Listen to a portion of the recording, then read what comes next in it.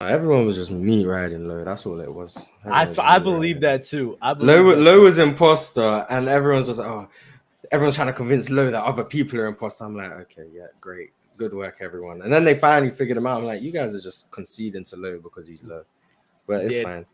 That was when me and him was. Yo, I was selling so bad, bro. You were terrible. I was so bad. And I'll never forgive you for what you did with Zay and J-Rob. I'll never forgive you for that. That was criminal. You know, I don't even told you who it was. I literally said the crazy thing get Juan out and get J-Rob next round, and you allowed yourself to get manipulated. You know what it was? I was so scared. I thought he was gonna kill me, but he didn't kill me. Because he was chasing me. I was so triggered. I was so triggered. And then Zay said I was the one who, because reactor was going off. If J-Rob was with you and the reactor got fixed, that would mean Zay fixed the other reactor since I was dead. And you just didn't seem to register that information. I'm like, okay, I don't know what's going on. But yeah, you're cooked. You're cooked. And yeah. I came into your chat afterwards. They were rightfully killing you because... Oh my God. Yeah, rightfully so. I mean, I'm not gonna defend that. Like, it is what it is. Like, why am I going to defend that? Like, that was a terrible moment. So there, it is what it is. And then when you was imposter, you killed in cams right in front of everyone. I'm like, I don't know what you was doing. I'm not gonna lie. I don't know what I was doing either. I don't know, bro. It was bad. It was a bad showing, bro. But we're gonna go back. We're gonna get in the lab. We're gonna get right. Mm-hmm. That's whatever. You need to watch some Among Us tutorials. The funny thing is, the first time we played, it wasn't like that. You had a lucky day. Now I saw your true colors. All this I can read people went out the window. None of that. Just because of one moment. No, because that was terrible. That was terrible. No, that was a terrible moment. That's out the window. That's out the window. That wasn't terrible. Yeah, I pulled. No. I called Low from Rip, bro. Remember how he was imposter? Okay. I read his orb. I told you who the imposters were. All you had to do was vote for J-Rob, and you went, I don't know what was going through your head. And, no, the funny thing is, right? The funny thing is, bro, I don't even know. There's nothing to say. Like, you can't, stuff like that happens, you just got to take it. Pause. That's whatever. It don't matter to me. We got to get back in the lab, man, and just, I feel like playing now. I'm not gonna lie, yo. Do y'all want to play Among Us? I don't even feel like talking about basketball. It's the off season, bro. Like I'm chilling. You don't want to talk about how good Chet Holmgren can be, bro. That what you're saying? Look at this guy. Look at this guy. Yo, y'all are mad because I was calling out every BS yesterday, bro. Y'all were garbage on the game, bro. No, you were losing too. Only got it one time, once, maybe twice. Twice. You got it twice. And I made it to the final four when I was one of them. Y'all are trash though. Y'all are terrible liars. They were riding you. They were riding you. Dub is cooked. Some of y'all are just terrible liars though. Like, it's kind of. I was cooked. Yeah. No, I was bad. Who was it that said, "Oh, I went to the toilet. I was AFK." Whose lie was that? Oh, that was Big Storm. Big Storm. Yes, Big Storm. That was a terrible. That was a terrible. And everybody saw him leave first. I'm like, bro, we saw you leave the kitchen for. I mean, the cafeteria first, bro. Like, what are you talking about, bro? Yeah, that's fucking crazy. Him and context, his lie every time. I don't even know what I'm doing. I don't know. I'm just trying to find the talk every time. Like, yo, I see context every single time. I see context vent, and in my head, I was like, I don't know, because it was context and he was new. I was like, I don't know. I didn't know, but bro, y'all bad. Yeah, I'm not gonna lie. JJ, what are you talking about? You're losing too. Dub, I'm not gonna lie. I'm never gonna let you live that down, bro. J-Rob followed you. J-Rob was following you. This man Zay was on the other side of the map and did there's two codes. Morris told you too. And then he's gonna say, if I did the code on the other side and you did it on the other side, what was J-Rob doing? And you just ignored that.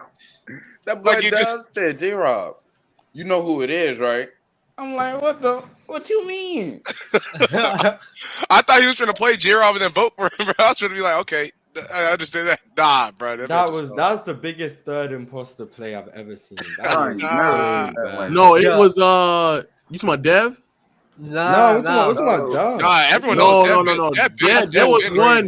Dev did a third imposter. All right, let's get Dev up here to defend himself. Yeah, I was saying Dev getting the third and fourth imposter, bro. It was one of them where I was like, "There's no way y'all just voting people just for the sake of voting." I'm like, "Bro, y'all are terrible, bro." No. I got voted off because I seen Mars die. I seen Mars got killed by another Khalil.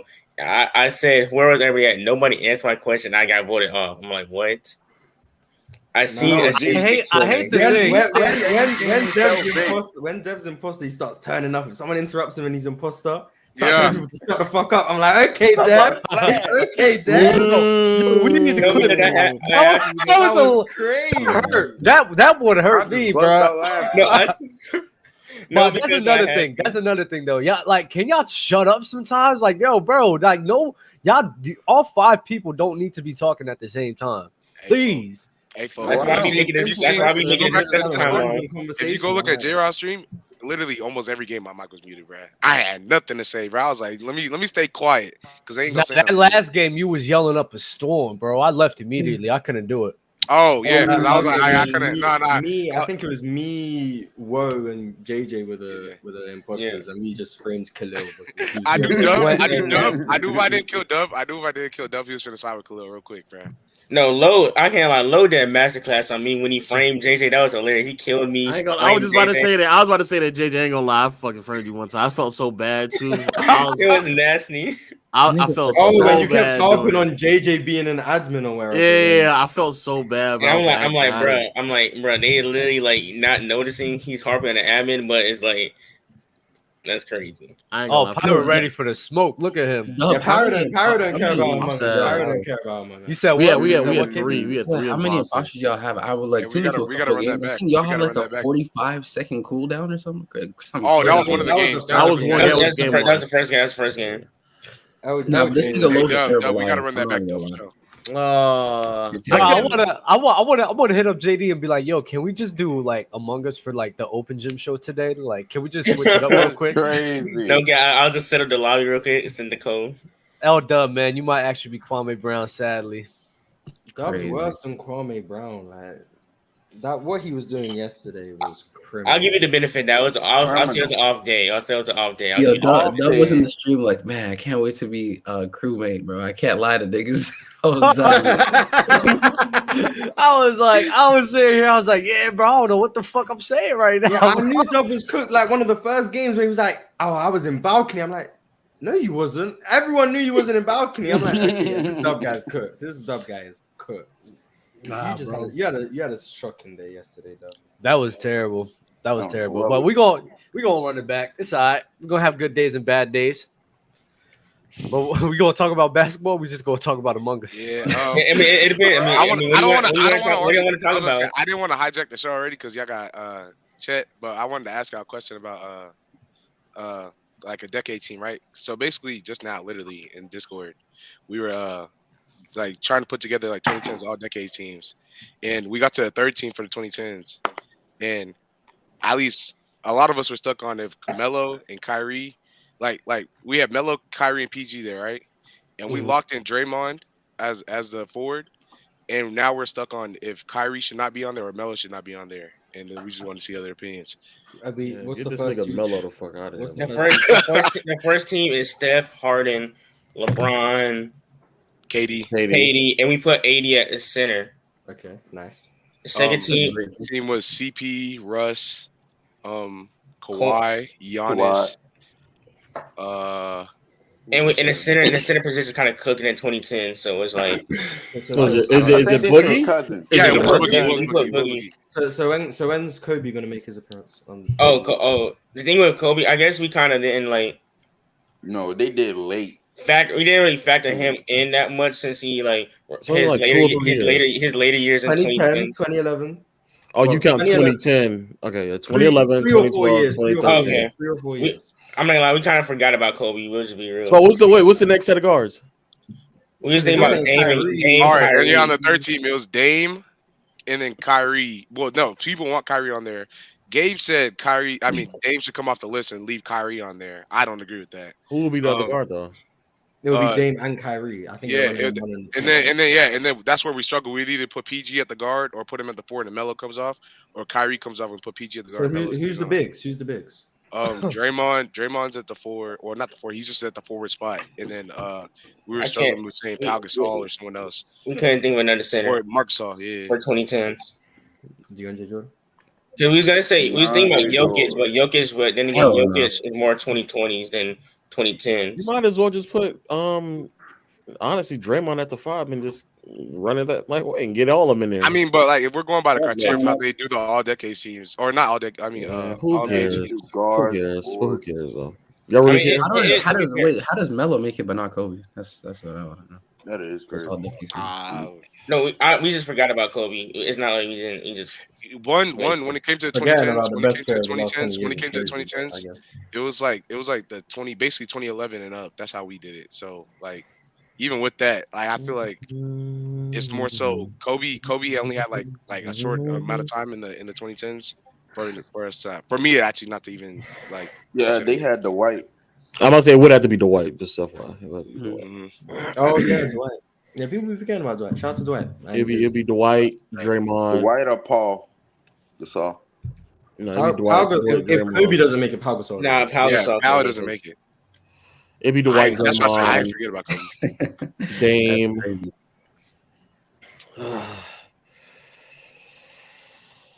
DeRozan? No, let me chill. All right. I'm just chatting. It is Kobe. It's Kobe, and it's PG. It's not Melo. That's tough. Yeah, bro. That's wild. So Melo doesn't make because Melo's not on an all decades team for the 2000s either, is he? Damn. Oh, when we did it, I think we all 2000s. I think we put him on 13. I think we did when we did the 2000s. Paul Pierce in 2000 or Melo. I just want to hear y'all opinions. Paul Pierce, a champion. Do either one of them make it? That's crazy. Nah, Paul Pierce ain't up there. Fuck out of it. I'm gonna say, do either one of them make it? I'm pretty sure when we just did it, we put Melo on the 3rd team. Wait, who's the first team? Who's the first team point guard? Steph. For 2000. Wait, who's the second team? I'm asking about the national. I'm pretty positive we said Nash. Yeah, I think Nash. Get it, Nash. It's not Jason Kidd? Nah, I think Nash and Kobe the first team guards. Oh no, CP3. And for 2000, he was on the second team. I'll play it. CP3's on the second team? What? Against Jason Kidd? No, it's Steve Nash and Jason Kidd. Jason Kidd is 3rd team? Yeah, bro. No. Hey, add love because he remembers too if he's back there. I don't know. 2000s Chris Paul made second team. No. So like the entire, I wasn't here for the 2000s. No, they ended up putting J Kidd on the 3rd team. Wait, why did you put J Kidd in the 3rd team? Why? The first team, it was Nash, Kobe. Yeah. And then they had Tim Duncan and Shaq. Who did they have at the 3? It was was it LeBron? It was LeBron. Yeah, they had LeBron first team. They had LeBron first team. Second team, they had Chris Paul. Second, they had Dwayne Wade. They had D Wade at the 2. 3, they had was it Paul Pierce or was it T-Mac they had? Why? And at the 4 was KG, and at the 5 they had Dwight. Why not just do forwards? So 3rd team was it was like because what I said by the logic they were using. I said, bro, we could just push T-Mac to a 3rd team because if y'all don't want, I said fuck it, we put KG at the 5 and put Dirk at the 4. And then Dwight would, or y'all could just put both Dirk and it's forwards. It's not. Yeah, no. Yeah, I was gonna say because Dirk was already on there. At least I remember Dirk being on there. It should have been. Oh yeah, it was Dirk. Yeah, it was KG and Dirk. It was KG and Dirk. And it was Dwight at the 5. If anything, KG, Duncan. Y'all KG should have been team 1. You said who? I agree. KG should have been team 1. KG should have been team 1. I agree. KG. Oh, you're right. We're just doing forward. We're just doing forward. Yeah, we moved on. So I can tell y'all just moved on. And then the 3rd team should be Kidd. I mean, it shouldn't be Kidd. It should be Chris Paul. It's Chris Paul. I can see that. But and T-Mac. It was Kidd and Iverson. Iverson. I forgot about AI. We did put AI. And then who was the other forward? I guess Dirk. Since y'all didn't put Dirk in. No, Dirk was on the second team. He was on the second team for sure. I remember. No, he just sat there and said he put T-Mac. No. That's why I said we rotated. I remember when I was talking to Max. Yeah, because it was Max. Because Max wanted to do players that they were listed. Like they didn't want to put Dirk at the 3 or some shit like that. They wanted to do like the positions they played. Want to do Dame and Kyrie. Yeah, well, that's how he wanted, but we ended up changing it after. So we ended up pushing Dirk and KG to the second team. Okay, so who's the third team? We just wrap up this other. Who's the third team? So it was Kid. I'm pretty sure we kept T-Mac at no. We had AI at the 2. Pretty sure we had T-Mac at the 3. Who's at the 4 and 5? We didn't have a center at the 5. I was telling y'all either Ben Wallace or Yao Ming. I think I agree with you. I said Ben. I don't remember who we had before, bro. It was Chris Webber. You said Chris Webber, remember? Oh, it was C-Web. It was C-Web. Over Amari Stoudemire? Crazy. Yeah. Or Pau Gasol? Crazy. C-Web was what? The forward? Yeah. Yeah. And Ben Wallace. I'm not mad at the C-Web pick. I'm mad at the C-Web pick. All right, Dub. I have news, bro. I'm luckily on your side now. I'm not side about what? No, Mars. I'm not partaking. This is a blasphemous conversation. I will not partake. Side about what? Does Mars know what you're talking about? Because I don't. Yeah, he does. What is it? That nigga Bill Russell is Fringe top 10 now. Oh, and Wilt is Fringe 15. That's facts. I have KD over Wilt. And why is this? It's a terrible reason, but we need that revised. Man, these are all the statements are hyperbolic, but I definitely have to move them somehow. Oh man, even though I knew the era was weak, it just every time I go back and do more research, it's even worse. It just sucks. Trash era basketball, man. No real big. Definitely need the list. If you had a 6'10", if you had a player with 6'10" or taller on your roster, especially like 6'11" or taller or whatever, you have a pretty good chance of anchoring a solid, really good defense.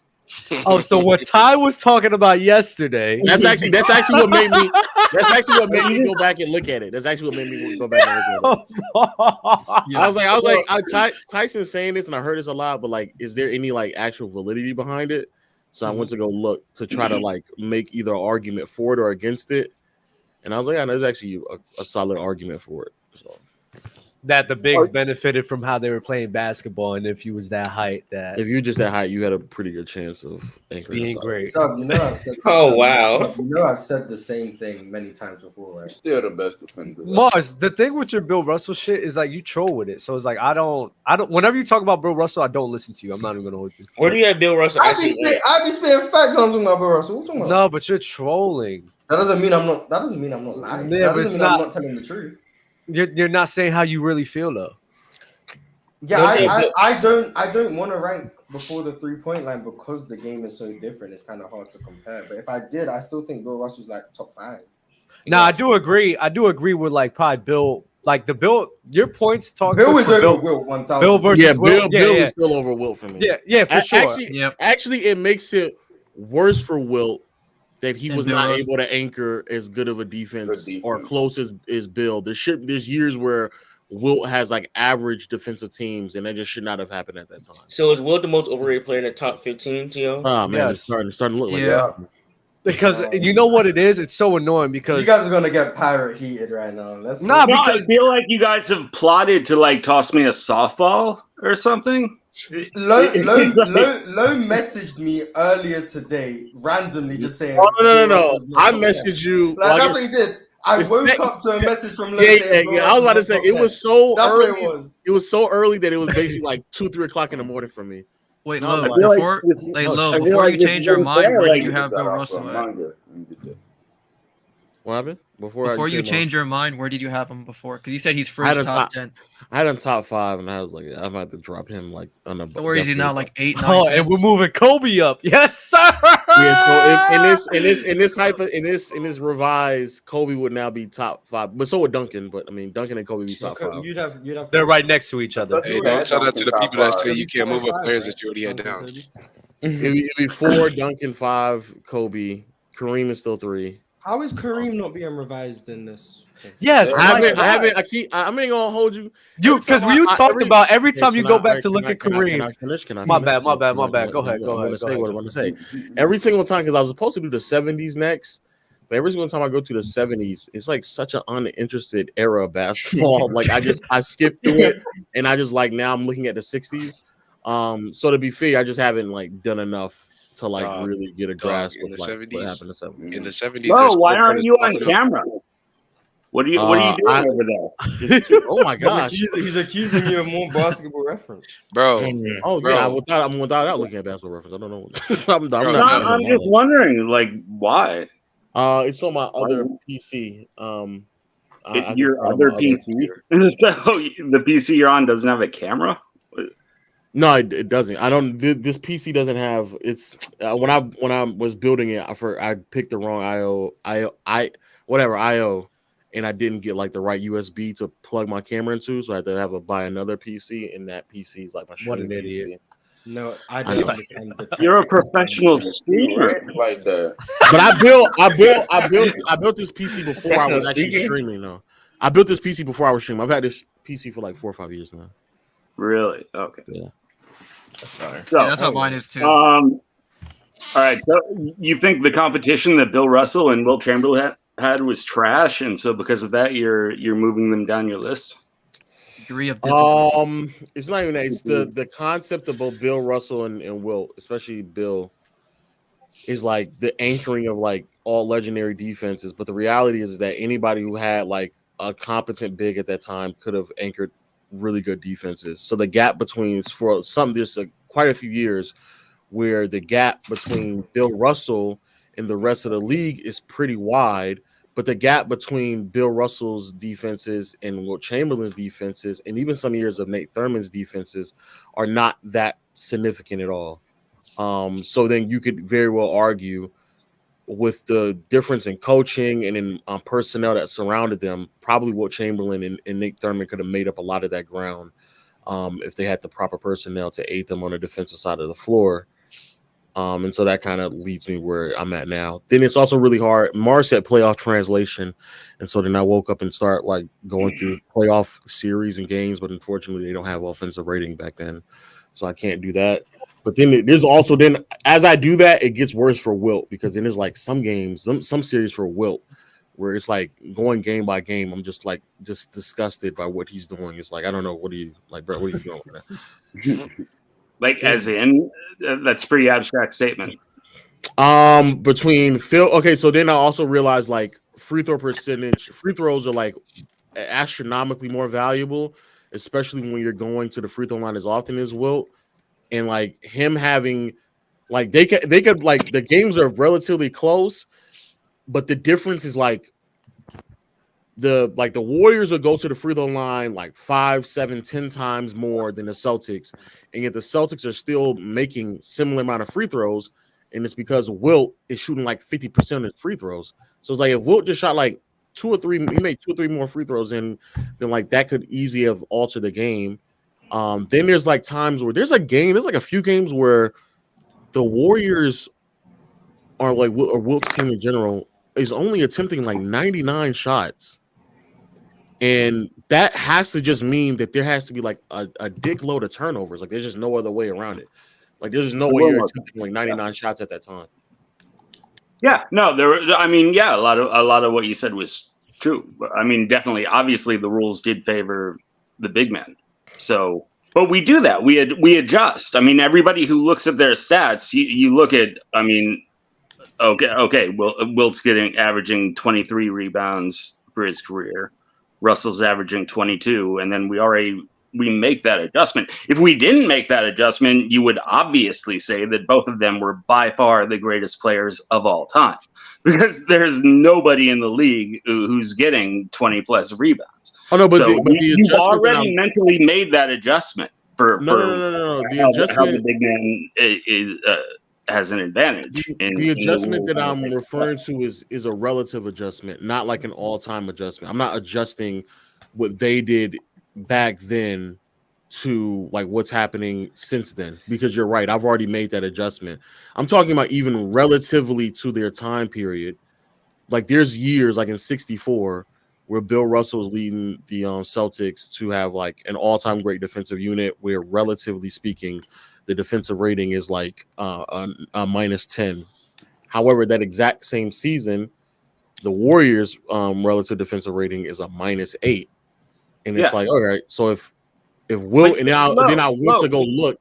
What? Look, you have to understand that the variances are going to be higher when the league is reduced to 9 teams. If you're talking about a league that has 30 teams, the gaps between all those 30 teams is going to be smaller. If you reduce it to 9 teams, it's going to be wider. If you reduce it to a 2-team league, the gap would be extremely wide, right? So, I mean, just do the logic. True, but imagine if it was a 2-team league. Now it's a 9-team league, less variance, and then you get to. We have 30 teams now. We have more than 3 times as many teams. Yeah, so think about that's true, but it's not like there's never been 30. There's not like we've never had like an abundance of teams, and we haven't had defenses that have scaled close to that level. Like the 08 Pistons are, I'm not Pistons, excuse me. The 08 Celtics also scaled to that level of defensive ability. The Pistons throughout the 2000s have also scaled to that level as well. Same with the San Antonio Spurs. Same with some of the Knicks and Bulls teams throughout the 90s. Same with some of the Pistons teams as well. Like, there's teams that have scaled to the level in which we're talking about productivity. Yeah. The problem though is that every single time, the point I'm making is like, even going back to the Mikan years, like Mikan's teams were overwhelmingly just more dominant than every other team defensively, because Mikan was like one of the very few players in the NBA that was receiving any significant amount of time who was like 6'10" or taller. And then Bill Russell comes in, same with his. Wilt comes in, same with his. Wilt leaves the Warriors, goes to the Sixers. Thurman is now the primary big on the Warriors. So now it's Wilt, Thurman, and Bill's teams that are like noticeably above everyone else. Then Kareem comes in, and now Kareem is noticeably above everyone else. Like it's almost as if like, and then I'll go back and look at the other teams, and most of these other teams are playing players that like are 6'8" or 6'9". Like very, very seldomly are there players. It's not true. Like, okay. Name the starting centers from 1965. I would have to go back and double check the names.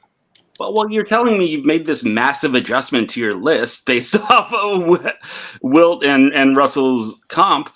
In 1965, there were only 9 teams, and Wilt and Russell were 2 of the starting centers. So that's like damn near 25% of all of the starting center talent in the league right there. So who's left over?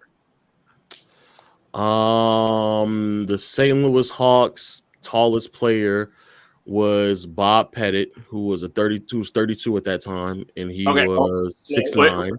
What? There were 9 teams, right? I'm about to go through every single thing. I could give you the Chamberlain 7'1".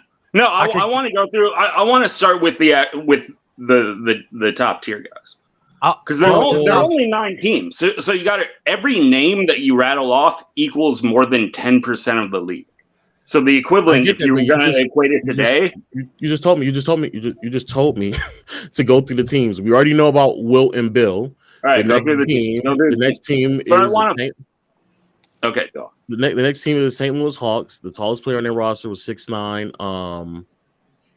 No, hold on. God damn it! Now this is what bit me about the last episode. Like when it's just you guys going through Basketball Reference like off screen and stuff. Like I got caught in a damn 15-minute conversation on whether Pistol Pete could shoot.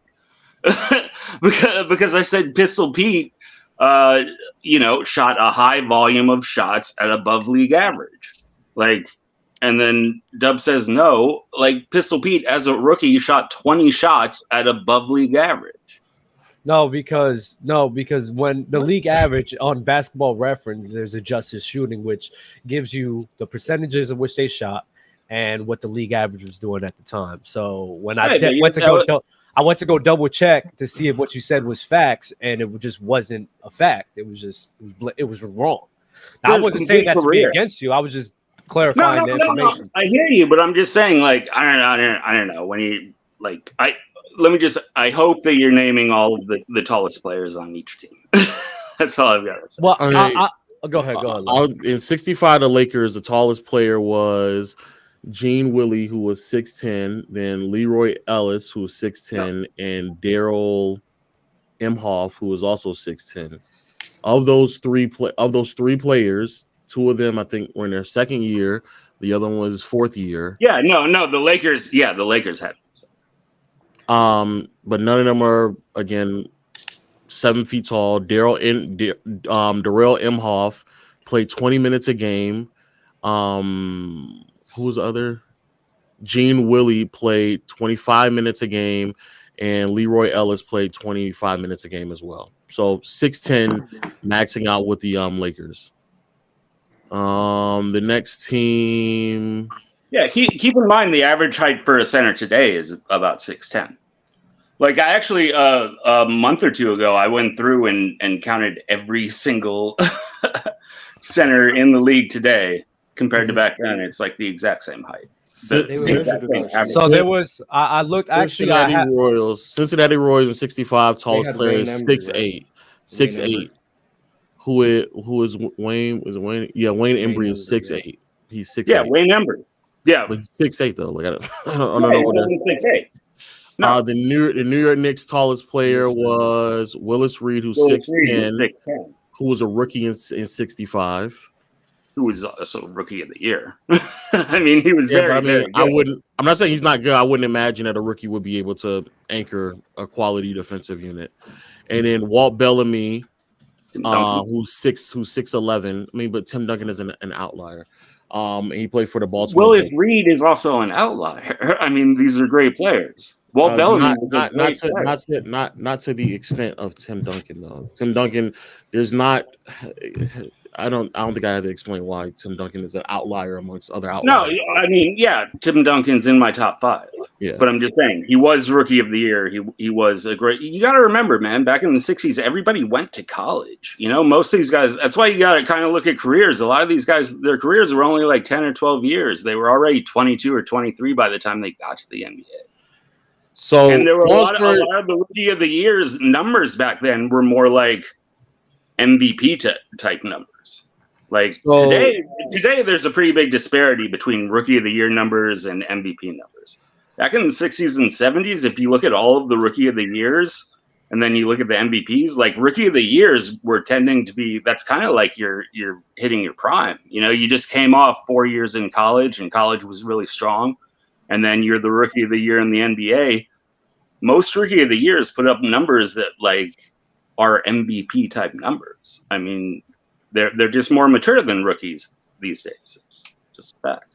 And then we had Nate Thurman, who was the Warriors won 6'11". I want to give you something, Pirate, just for information purposes. In the 60s and the like 70s, some part of the 70s, the thing that is getting underlooked at is number one, the height is comparable today, right?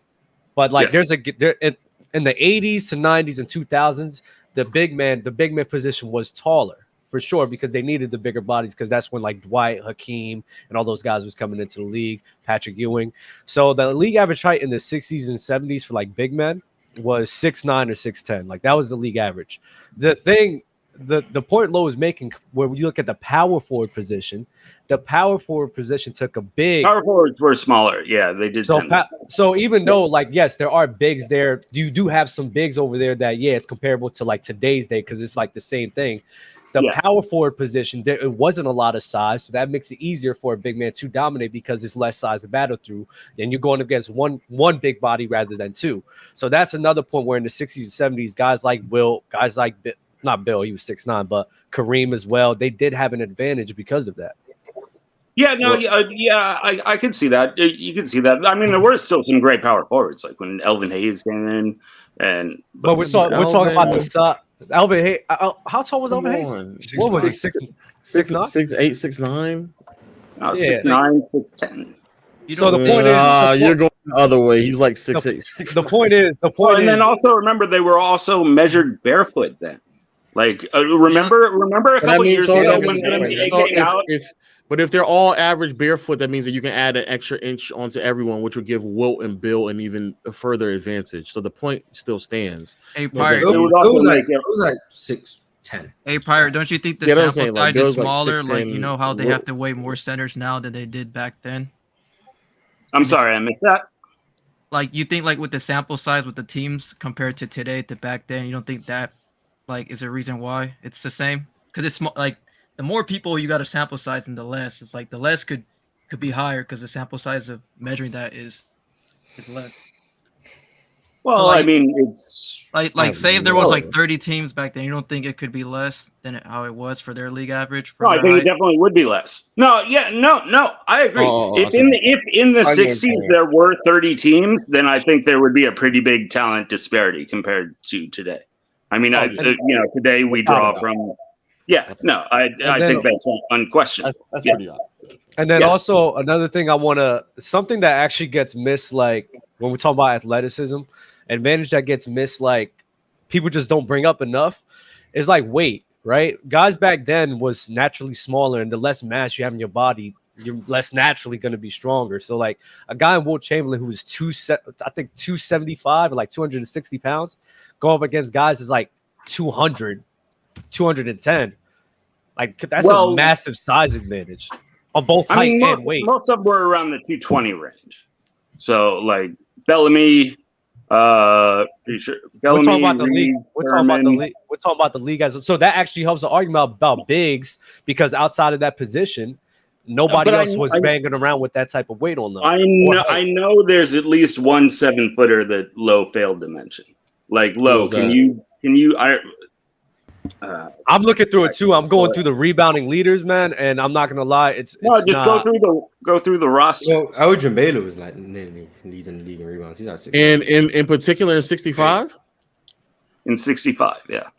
I'm looking through 65, all the rebounding leaders, and I have yet to come through a 7-footer. In 65. No, because the guy I'm thinking of, I think he only played like 25 minutes a game or so. Oh well. Okay, who is it? Who did I forget? What's that? Willis like 6'10". 6'10". He was a rookie that season though, so I don't. Yeah, like I think like Nate Thurmond, I think was at 6'11", but I also think he was a rookie and the Warriors were trash. And then like the other like great bigs like Wayne Embry's like 6'8", Zelmo Beatty's like 6'8". Yeah, those two guys were like small and stout. They were like they were like an oversized Charles Barkley type of. And then the Lakers didn't even really play with bigs. They ran like really so at the 5. Like they weren't really playing big. So like overall, but I mean, like I said, the average is about the same. And look at the champion of the Warriors just won the championship a year or two ago. Looney was the center. The Miami Heat were in the finals this year. Bam. Yeah, but I mean, 6'9" to 6'10" has consistently been. But even in today's game, I mean, I think we're getting back to where it's being more dominated by bigs, and I think that's a fair assessment to make. But thankfully, we're getting a couple of bigs with Chet and Victor. I hope that will be some kind of. Well, that's projecting. That's projecting. But that's what I'm saying. Without them, there aren't a lot of bigs in the league today. How many 7-footers are there? And I wouldn't if we were talking about today, I would never come to the conclusion and make the assessment that there are bigs in today's game. Like I would just say that there's like 2 or 3 of them that are quality bigs, upsize, that have the ability to score and do what they need to do. Like I wouldn't jump to the conclusion about today's game. So well, have you found a 7-footer yet? Because I haven't found one yet. I'm looking through. I haven't found one yet. Who are we forgetting? I don't know. I don't know who we're forgetting. I'm looking through all these rebounding leaders. I haven't found one. No, it's. Is it Reggie Harding? Reggie Harding? How tall was he? I think it's Wilt Chamberlain. He was 7 foot, but I don't know why it's slipping my name. It was like a damn near like a Swedish. Well, why does it matter though if it's like this guy's only playing like 25 minutes a game? It doesn't really. I mean, my main point would just go back to that. Like at most times in the league, there's a couple if there are a couple, there are going to be a couple of 7-footers that are actually like quality NBA players. Yeah, most teams are going to be running with like a 6'10", 6'11" guy in most eras, and then every like 5 to 7 years we get a Wilt, we get a Kareem, we get a Shaq.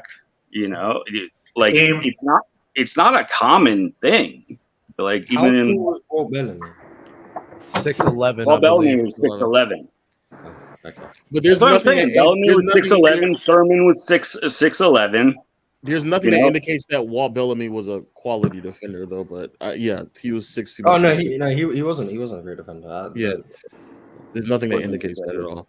But the point I'm making though is that essentially every team that had like a 6'10" player or taller that was playing quality minutes at that time had the ability to separate themselves defensively from the rest of the pack. And so, as great as Bill Russell's defenses were that he was able to anchor, there's years where Wilt Chamberlain and Nate Thurman are not that far removed from him. And when you go back and look at the rest of the league, they're running 6'9", 6'8" centers. So it would make sense that these are significant advantages that a Bill Russell, that a Wilt Chamberlain, that a Nate Thurman and those respective teams would have in contrast to the rest of the league.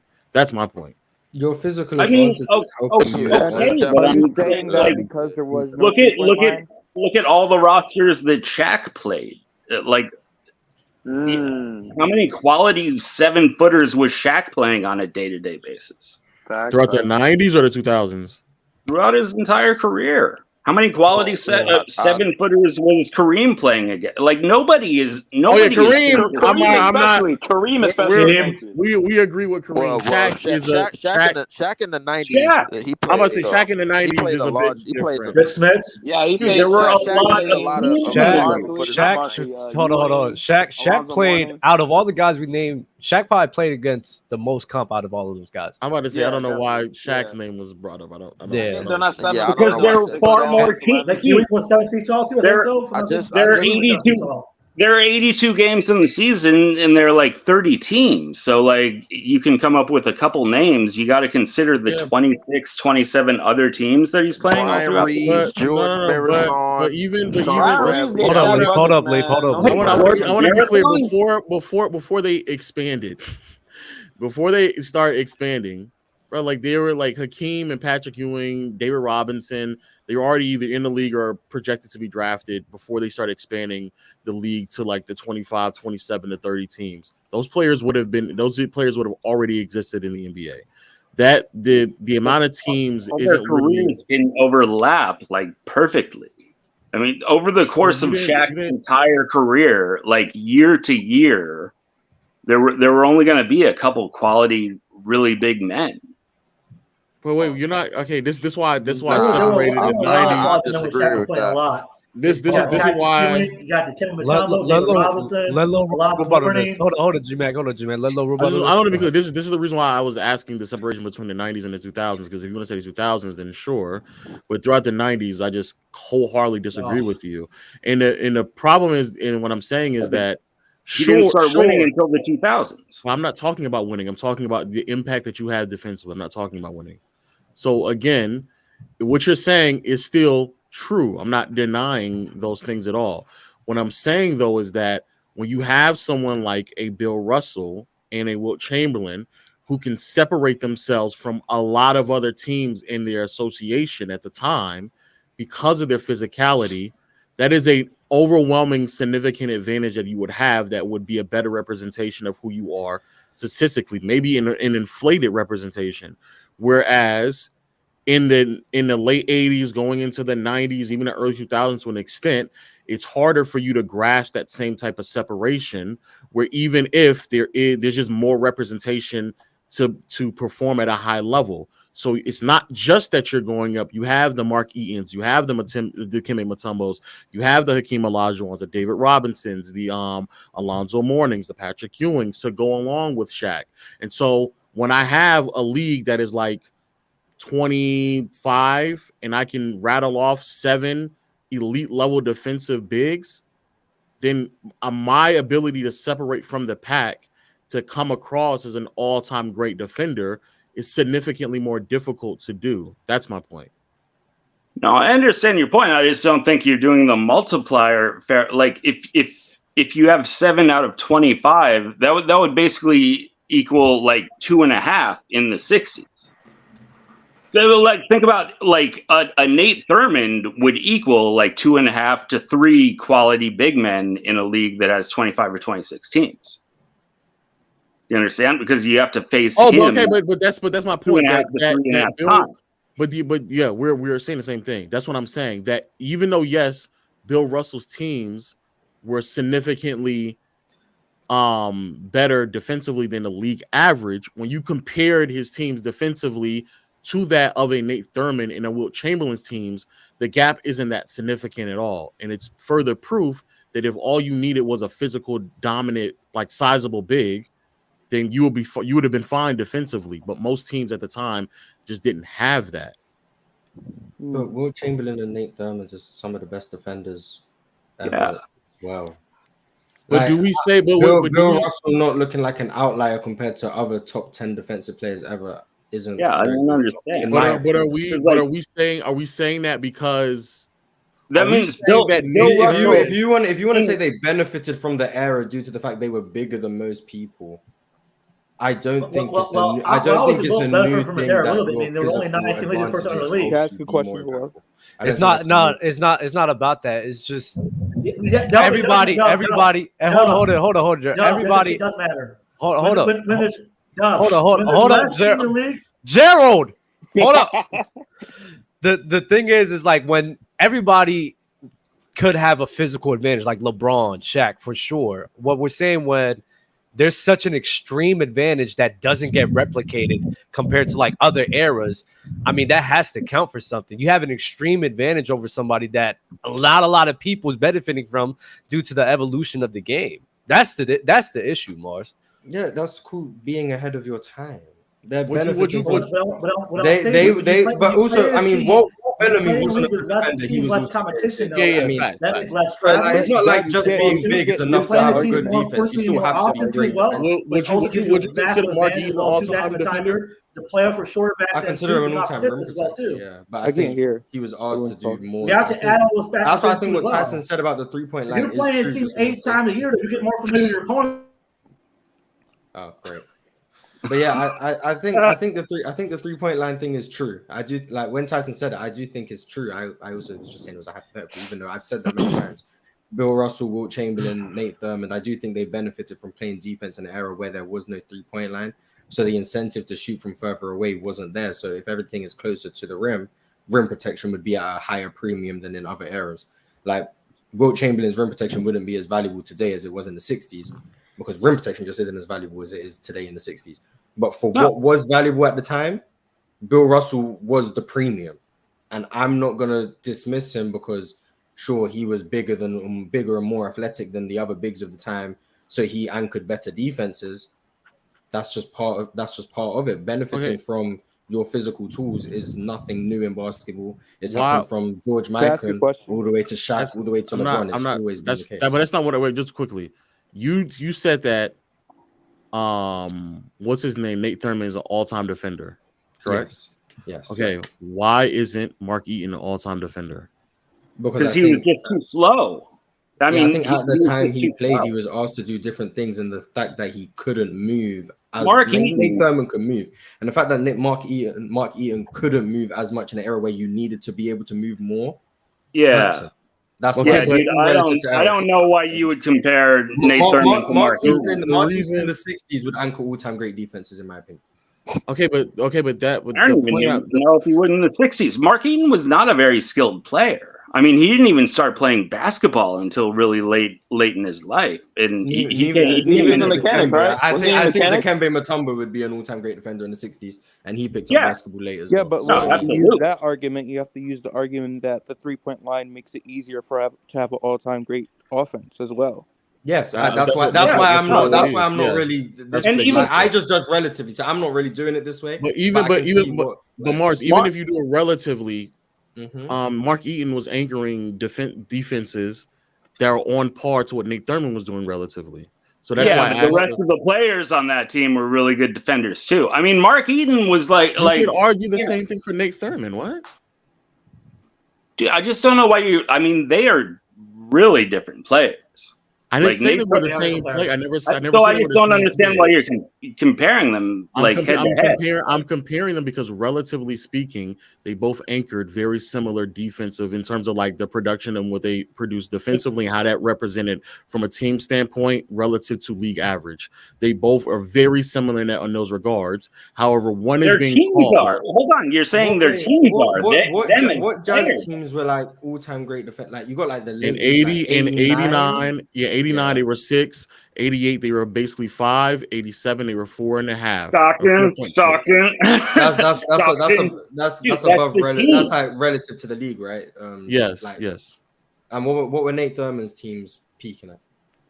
At best, well, I can't even use 64 because that's Wilt is on that team as well. But I mean, Nate Thurman's a completely different player than Markey. Nate Thurman's like nowhere near close.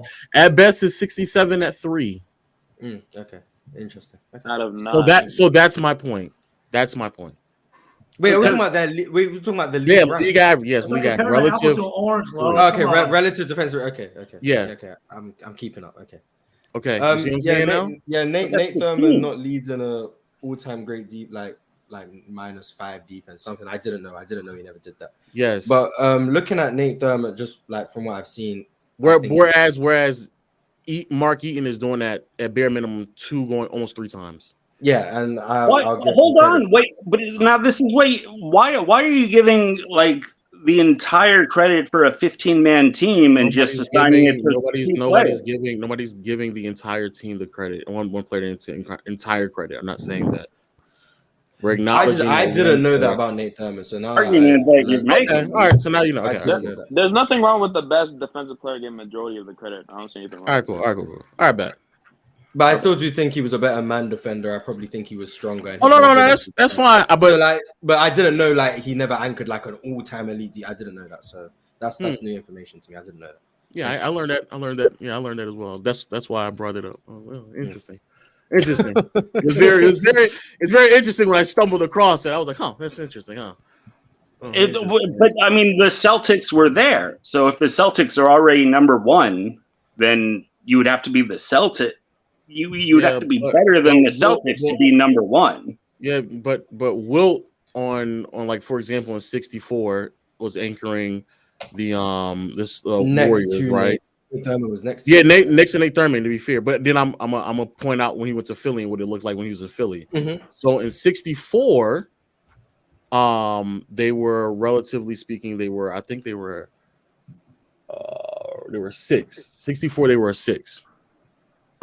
Relatively speaking, that's fairly good. Then he goes Boston to a 10. Oh wait, and then Mar, this is what was really nasty. Boston is 83 defensive rating, 83.8. Warriors is 88.6. Right? The league average is 94.6. The third best defensive team is at 94. So basically, from 3 down, Boston has skewed the average. Yeah, Boston is skewing the average so much so that the third best defensive team is essentially average in contrast to league average. So wouldn't that apply? And I don't want to go back to Nate Thurman, but if Nate Thurman is anchoring, I don't know what the defensive rating of his teams were, but Bill Russell's Celtics or maybe the Philadelphia 76ers were so far ahead of everyone else that Nate Thurman's looks less great. So that was also a part of it as well. I thought about that as well, and it's still no. It's just that. It's Nate Thurman's cooked. Yeah, it's just not. Yeah, because when Wilt went to in 66, the Sixers are 91. The Celtics are 88. So it's only a difference by 3. Mind you, at this time we're talking about older versions of Bill as well. To be fair. You can make that argument for every player, though. No, not to this extent. No, not to this extent. No, you can't. I think Duncan's a better defensive player than KG, but his teams defensively weren't that far off from the Spurs. right? You can make the argument. The 04 Spurs, I mean. No, you can't. No, you can't. The 08 Celtics? Unless he goes to the Celtics. Yes. That's what I'm saying. Yeah, but then the 08 Celtics is just a well all around a much better defensive unit, though. That's fair, but I'm talking about the anchor of the team. Oh no, I'm not denying if KG was on better defensive units. Then no. This is my final point. So yes, Mars. So again, it's 66, 88 for the Celtics defensive rating, 91 for the Sixers defensive rating. League average is 94.9. The Warriors that year, Nate Thurman, 94.8. They are skewing the shit so much so to where a solid defensive player to a great defensive player, to even if you want to call them all time, can only anchor a defensive team to an average standing. Yeah, but wasn't this elevate them? I'm confused how this works against the reason. Well, it reduces Wilt because I have to find years where he's able to do this. He did this. Yeah, but I mean, I'm mainly talking about Bill Russell here. Okay. The reason why for Bill is because once Wilt was not only in his prime but on a solid defensive team, the gap between him and Wilt weren't that significant. It's like 3. The difference between is 3. But him and the rest of the league was significant. Yeah, but the rest of the league is running around with 6'9", 6'8", 6'9", 6'10" players at best. Bill Russell's 6'10". Yeah, but Bill Russell was an anomaly. Bill Russell's an anomaly of an athlete. Yeah, I'm saying Wilt Chamberlain. I get Wilt Chamberlain is 7'1" barefoot, practically 17. Defensively, when they Bill Russell is 6'10". Bill Russell is practically in line. Bill Russell is practically in line from a height and weight standpoint with the other bigs, and he's still anchoring defenses at a level that no one else can match. It sounds like he is the anomaly, and I'm not holding him back for being the anomaly. Yeah, I'm not what you're doing. I get Bill Russell back in the top 5, man. Get him back in the top 5. Get him back in the top 5. No, what I'm saying is that you're drawing a direct equation from a team's defensive rating to who's anchoring that defense, which seems because that person is the most valuable player. No, it's not. It's not ridiculous when there's further evidence. 48 minutes a game. I mean, that would be a direct correlation. If we're playing every minute of the game, I'm about to say when you're talking about a player in Bill who's playing 43, 44, 45 minutes a game, a player in Bill 240 minutes of floor time. Yeah, but at that position, which is the most. No. Because in the NBA, I see what you're saying. Yes, okay, but what I'm saying is if he's at the position, he's staying there down low the entire time, and then there's also evidence that when he's off the floor, the team doesn't look anywhere near close defensively. Regardless if it was before he entered the league or once he retired, that defensively they were just nowhere near close to being the same. And there's also series and years where he's hurt and their defense doesn't look anywhere near close to being the same. And that's with all the other supporting cast members either being there or relatively healthy, available, able to play, and it still doesn't look the same. Then yes, I have more than enough evidence to provide that he was the significant difference maker in favor of the Celtics, yes. And so you're dropping him down your all-time list. I'm dropping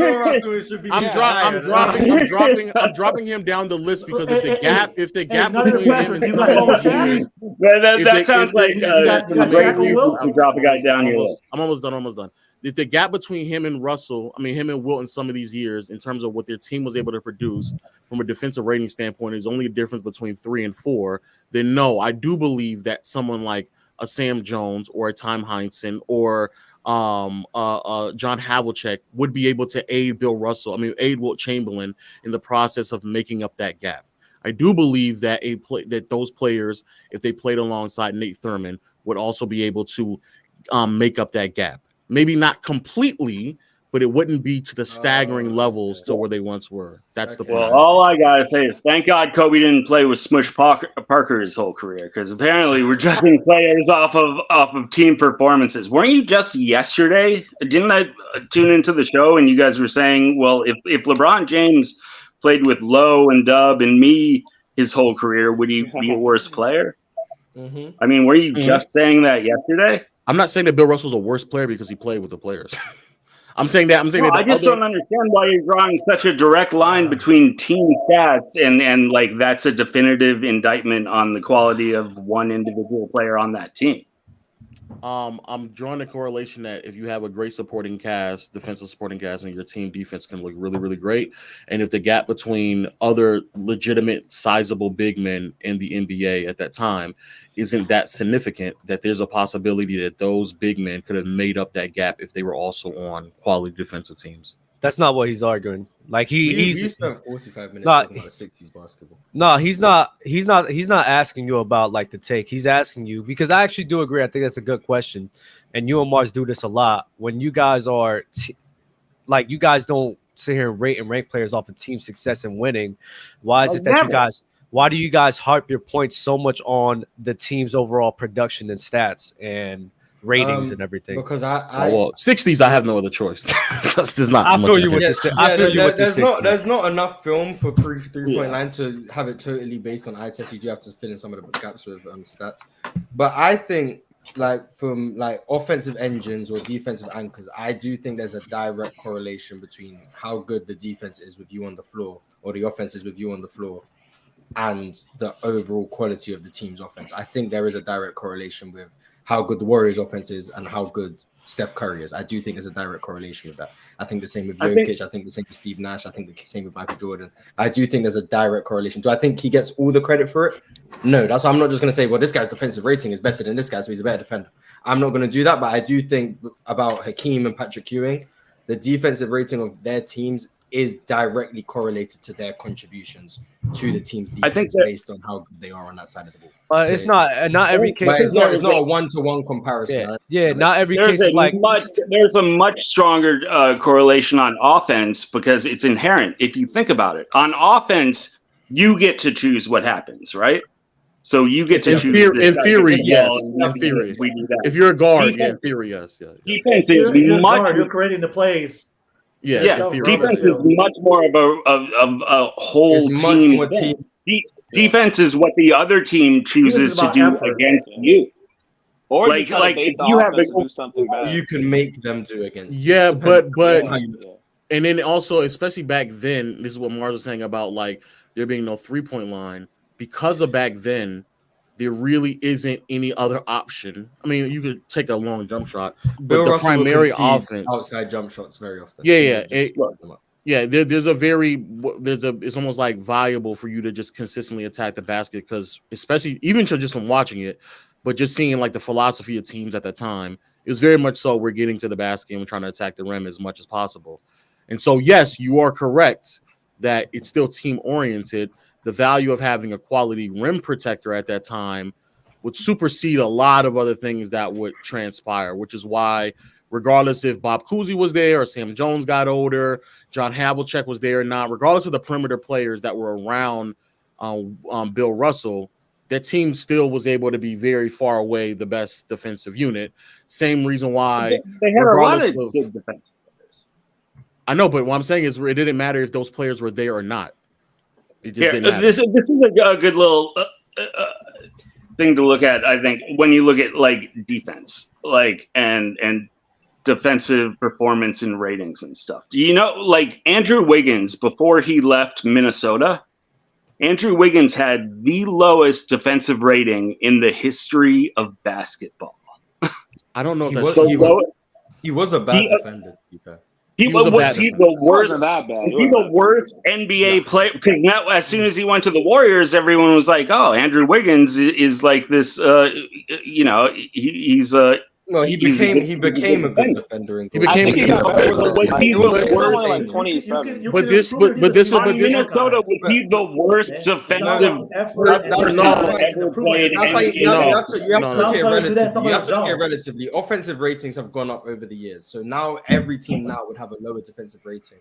A worse defensive rating than even the worst defensive teams in 2001, just because offense got worse. So that's one of the reasons why his defensive rating is the worst ever, just because offenses overall got better. So every raw defensive rating is going to be worse today. Also, Minnesota I agree. Always a bad defensive team. I agree. Always on the floor, and Andrew Wiggins was a high-minute player on a bad defensive team. That would explain. But even with all of Andrew Wiggins' flaws, would you ever say he was close to the worst player who would ever put on an NBA jersey? No, I would not say that. Not on defense. No, I would not say that. Obviously not. Right? I'm just explaining why the numbers are that way. But why don't you use the team defense when he's on the floor though? Like, why are you using individual defensive? Also, I don't. He was. They just. I understand it's a hyperbolic statement, but I want to be clear. He didn't have the worst defensive rating of all time, but he did. No, he doesn't now, but he did. He had the absolute worst. I'm looking at years. And there's years where his own teammates have worse defensive rating than he does. So no, that's not. You're looking at individual years. I've looked at the defensive rating when he was on Minnesota, and he was the worst. And it really surprised me. I looked up. I wanted to know who had the lowest defensive rating in the history of the NBA. And I looked it up. It was 114, and even then, I highly doubt that would be the worst. I'm pretty sure. Okay, you're flat out calling me a liar to my face because I'm okay. Look, hey, maybe you're lying, Brian. I'm tell you, let me tell you, Lo, that I swear that when he was on Minnesota, I was going through Basketball Reference. I wanted to see who had the lowest defensive rating in the history of the NBA. Yeah, highest. Okay, and it was lowest, worst, the worst, and it was Andrew Wiggins. And when I saw that, it was like it got me to thinking about how really useless. How soon? Yeah, well, that too. How soon was this? How long ago was this when you looked at it? It started going up. I mean, if you look it up now, I think he's still in the bottom. No. How long ago was it? How long ago was it when you looked that up? That he had the Jalen Green has a 121 defense. I'm about to say, that's what I'm saying. Not anymore. Trae Young has a 117. Now, yeah. It would have to be at the time before he got traded to Golden State. Yes, but when he got traded, it started going up. In Minnesota, he had a defensive. In Minnesota, Andrew Wiggins had a defensive rating of 114. That is not as bad as 117 from Trae Young. Well, that's why I asked. Just like Mars said, it's been going up. It's going up and up. I'll say it again. In Minnesota exclusively, yes, which Andrew would not qualify as the lowest today, but it did the last year that Wiggins was in Minnesota. That's why I asked you the question. When did you look that up? That's why I asked that question. Didn't I say 3 times the last year that he was in Minnesota? Well, that's a long ass time. So in 2019, that doesn't defeat the point. I'm just saying, well, like up to his point in Minnesota, when he left Minnesota, he was considered having the lowest. It still wouldn't be the case because Trae Young, when his rookie season, had a defensive rating of 117. So that still would be inaccurate. So the point I'm making is that The point I'm making is, yes, I understand what you're saying with defensive rating not being an accurate representation. Okay, is Jalen Green the worst defensive player who's ever played in the history of the NBA? Probably.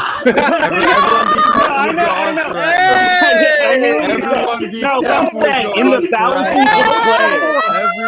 of players who have played. Need everyone to be careful with that answer. Hey, yo. He's not. We all know he's not. We all know that he's not the worst guy who's ever played NBA basketball. Do we know that though? Why did you kick him? Why did you? Too many jokes about Jalen Green's defense. Yeah, that defense must be great. Okay, Doug. It's not good. I'm not saying it's like relatively good. I'm just saying that rating like doesn't tell you who. Because when you look at offensive ratings, you get the names of people who are like, yeah, man, that's like. But we're not talking about from an individual standpoint. We're talking about from a team standpoint. No, exactly. Yeah, I just think you're equating team defense to. Obviously, you're going to have an effect. The best defensive player on your team is going to have an effect on your team's defense. But I don't think you can just say. I mean, like you were just saying, like giving Mark Eaton credit for the whole Jazz. No, I just said he anchored it. I just said he anchored. I never said he had the whole entire. I never said that. I just don't know. I hear what Pirate's saying, because I actually agree with that. And Mars said a point that I disagree with, saying that I think that a player like directly correlates to that, because Stephen Curry arguably had his best season in 2021. And that shit scenario was so bad. They were still a 20th ranked offense. The years before Steve Kerr. Can I give you some great information that I think would be very valuable for you to know? Did you know that the Golden State Warriors, when James Wiseman didn't play that year, was one of the best offenses in the league? Shut up. Did you know that? It's not even a hate James Wiseman. Did you know that trash team? That trash team. Big man. Brad Wanamaker, Play James Wiseman for it. Play James Wiseman. That's why. This is hilarious. He's not lying. Once James Wiseman stopped, Steph Curry on that floor was one of the best offenses in the league with that team. So I still do think it directly correlates. I just think James Wiseman was. That actually helps my point anymore, because you're using ratings and numbers throughout the season, and then you use that to support your argument. I use what it looks like with them on the floor. With the 60s, it's hard. You can't get on off. I know what you're saying. I've seen you on the floor. The offense. I've seen you make your arguments numerous times, and what I'm trying to say, Mars, is that I think that actually helps my point even further, because a guy in James Wiseman was able to hinder the offensive production of a Stephen Curry like that, and that's just one singular player. So if you have two players that can hinder us, then the rating throughout the season is going to be changed. And to act as if, like, I'm not trying to shit on Stephen Curry, but like before Steve Kerr got there and like Draymond Green, like the offenses wasn't on that level, right? So even a guy wasn't that level of offensive player, either, to be fair. But I feel you, but they weren't even close to being. They were never a top 10 offense in the league before Steve Kerr got there. Yeah, and I agree. I think coaching has a factor. Let me finish my point though. So all I'm saying is, which I'm fine with you guys using numbers like that, but I do think is a little bit flawed, because there's so many factors and layers that goes into even that offensive rating being there, like coaching, the players, and that being influence over the production of the team. So that's why I'm like, I can't be like, oh, just because you guys say Tim Duncan, Stephen Curry, like I think they're generational, talented offensive, defensive players, but I don't care about what the team was doing, because there's so many other factors that went to the defensive rating, them anchoring that much great offensive and defensive units. You feel me? Yeah, and I get what you're saying, and I agree to some extent. I do think that year on year, I don't think just looking at someone's offensive rating. Shut your mouth, Lo. Whether or not they're a great offensive. Hey, Doug. But I do still think. I do think that certain. Hold on, Gerald. Let Gerald cook. Let him cook. Let Gerald cook, man. Let Gerald cook. Let Gerald cook. Go ahead, Gerald. Here's the thing, man. I do think that certain players can impact a team's team, though, depending how good of a defender it is. Like if you got someone like Dennis Rodman or a Tim Duncan or a Kevin Garnett, guys like that can impact the team and change how good of a whole team, though. Especially because it inspires everybody else to want to play defense, though. One person can inspire everybody else too, as well. Oh fuck! Okay, oh god, you got it. It's true. Look at Dennis Rodman, man. Dennis Rodman's team has helped the Pistons to become a great defensive also too, which helped out of the Dumars, Lambeer, Isaiah. Those facts all come into play though too, as well. Yeah, like I'm not doing it. I have to do it, so you're gonna have to do it. No. Don't troll me, so you're gonna get trolled. No. I'm not doing it. Doug, let me real quick appeal to your football knowledge. Well, would you agree that in the game of football, you would rather have one great wide receiver and three bad wide receivers than you would have one great cornerback and three bad other guys in the secondary? Wait. Repeat the question, because there's a lot of factors I got. Okay. One great wide receiver with a bunch of trash compared to one great cornerback, and even the secondary and the safeties are trash too. Yeah, that if you have one great wide receiver and three bad wide receivers, you can still do a lot of damage, right? Because you're on offense and you get to choose to get the ball to the wide receiver, right? Yeah, that's a fact. That's a fact. But yes. if you have one great cornerback and the rest of the secondary is shitty, that's not going to work. Right? Hey, that's not on the cornerback. That's I was saying one great offensive player will be able to do more than one great defensive player, basically. In football, sure. In any sport, just inherently, because the offense is the side that initiates what type of play happens in any sport, right? In football, in basketball. So in football, you choose to get the ball to the wide receiver. You can do that on every play if you choose. On defense, you don't get to choose, right? The offense, you're reacting. You're not initiating. The offense is the side that initiates the play and what the play is going to look at. Theoretically, yes, but you can like cut off a side of the court. You can deny someone the ball in a certain offensive set. You can. But he's not saying you can't do it. He says on that's what like relatively generally speaking. Yes, I'm just saying not necessarily. Well, just like if you have that great cornerback, it's still going to help. I mean, you do have a great cornerback. You can choose to try to utilize that great cornerback as much as you'd like. But the fact that you have three crappy, the rest of the secondary is crappy.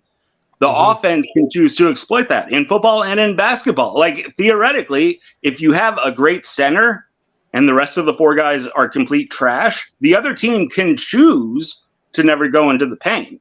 The other team can choose. That's not really. And that's what you do. That's what a game plan is. What would you consider like the 2021 Warriors defensive unit? Would you think that's a good defensive unit or no? Like as the 2021 Warriors that lost in the play-in to the Grizzlies and Lakers, that team. They were good. Was that a good defensive unit? Yes. As a whole, you would consider them a good defensive unit? I mean, honestly, like I'm a Warriors fan, and I've been a little disappointed with bandwagon. Oh my God! The bandwagon. Oh. What? No, I was born in Oakland, bro. I used to pay to go see Bobby Sturrow.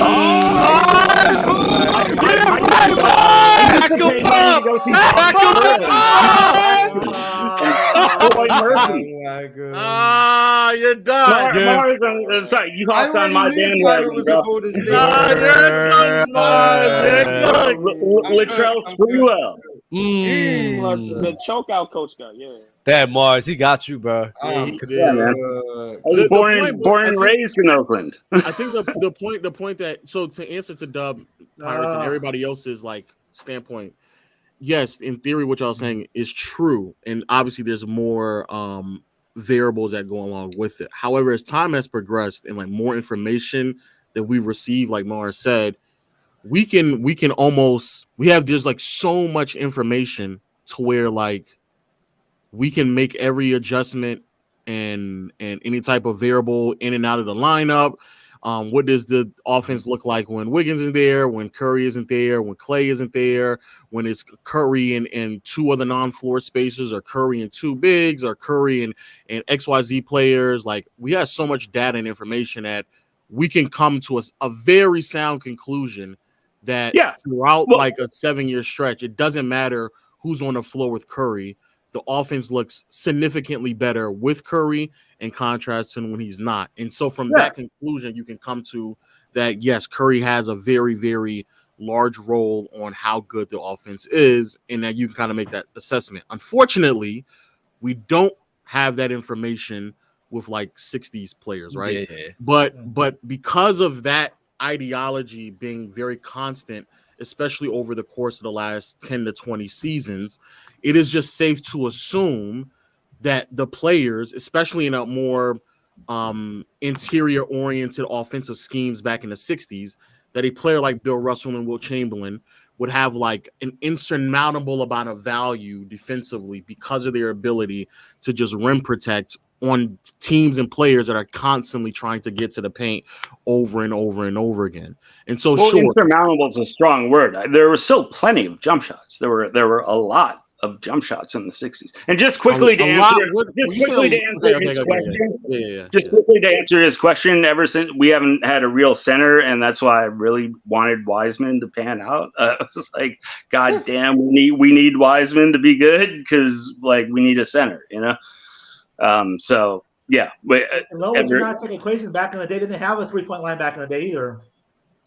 No, that's part of the reason why it was so interior centric is because like the value of taking a long two or just a long jump shot just wasn't as viable as what you call it. And a lot of jump shots, I don't know how true that is, but sure, I'm pretty sure there's a fair share of jump shots. However, allowing players to still be jump shot shooters back then would still be very viable and reliable offense because the idea that they would shoot any credible amount of percentages on their long twos would be fairly hard to believe, right? So sure, they're shooting them, but that would probably aid the defense even more because you're now taking a long two where you're probably shooting 35% on those long twos versus getting to the basket when you're converting them at a much higher accuracy. And so still, like, the value of having a rim protector is just like insurmountably higher than it probably would be in any other era of basketball. No, there's no disagreement there. I mean, absolutely. And so the point I'm making is that Bill Russell having that value not only in that league, but also being on a team that is also very well rounded defensively, it's just almost irrefutably true that other teams that had 6'11", 7 foot, 6'10" comparable bigs, almost all of them also were at the top of the league as well. And everybody else who was like running 6'9" to 6'8" bigs were like quote unquote league average or worse. That's the point I'm making. And so like I just think that I don't know how it's still valuable, but the impact in contrast to what other players of that own era would have been able to do, such as Wilt and Nate Thurman on that team, I don't know if it's as significant as I was potentially led to believe or potentially thought it was going to be. You were lied to. We've been chatting for this. Don't lie to you. An hour on 60s basketball. Beautiful. Crazy. I fuck with it though, man. We're in the off season, man. You can tell we're in the off season. Salute. I'm happy to talk about 60s basketball. Hey Tyson, man, he owe you an apology, man. You know what? Yeah, get Ty up here, yo. Ty, get up here. Can I just Tyson? So they cooked again? Seriously?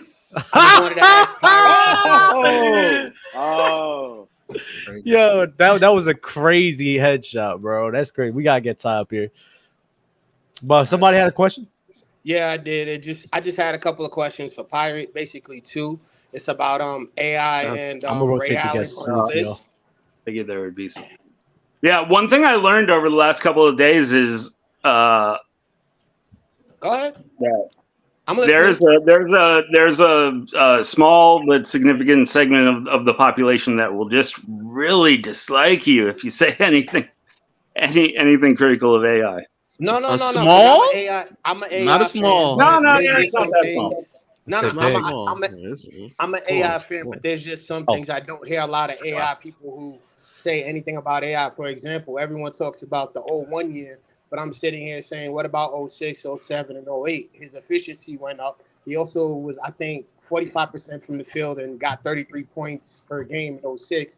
But nobody talks about how he improved from the 01 season. So I was saying with you, Pirate, you came in and talked about John Havlicek and how he took better shots and everything. I'm saying, have you ever put into account Iverson's 06 to 08 season?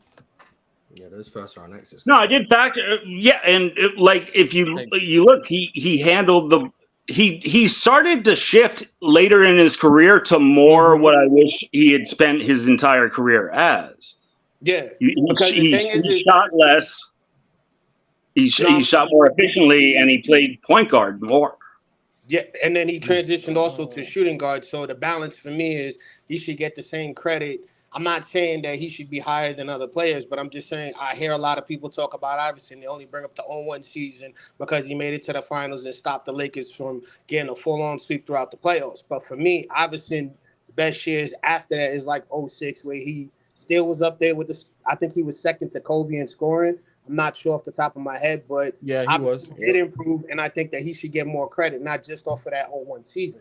That's what I was. I'll hold my tongue on this one.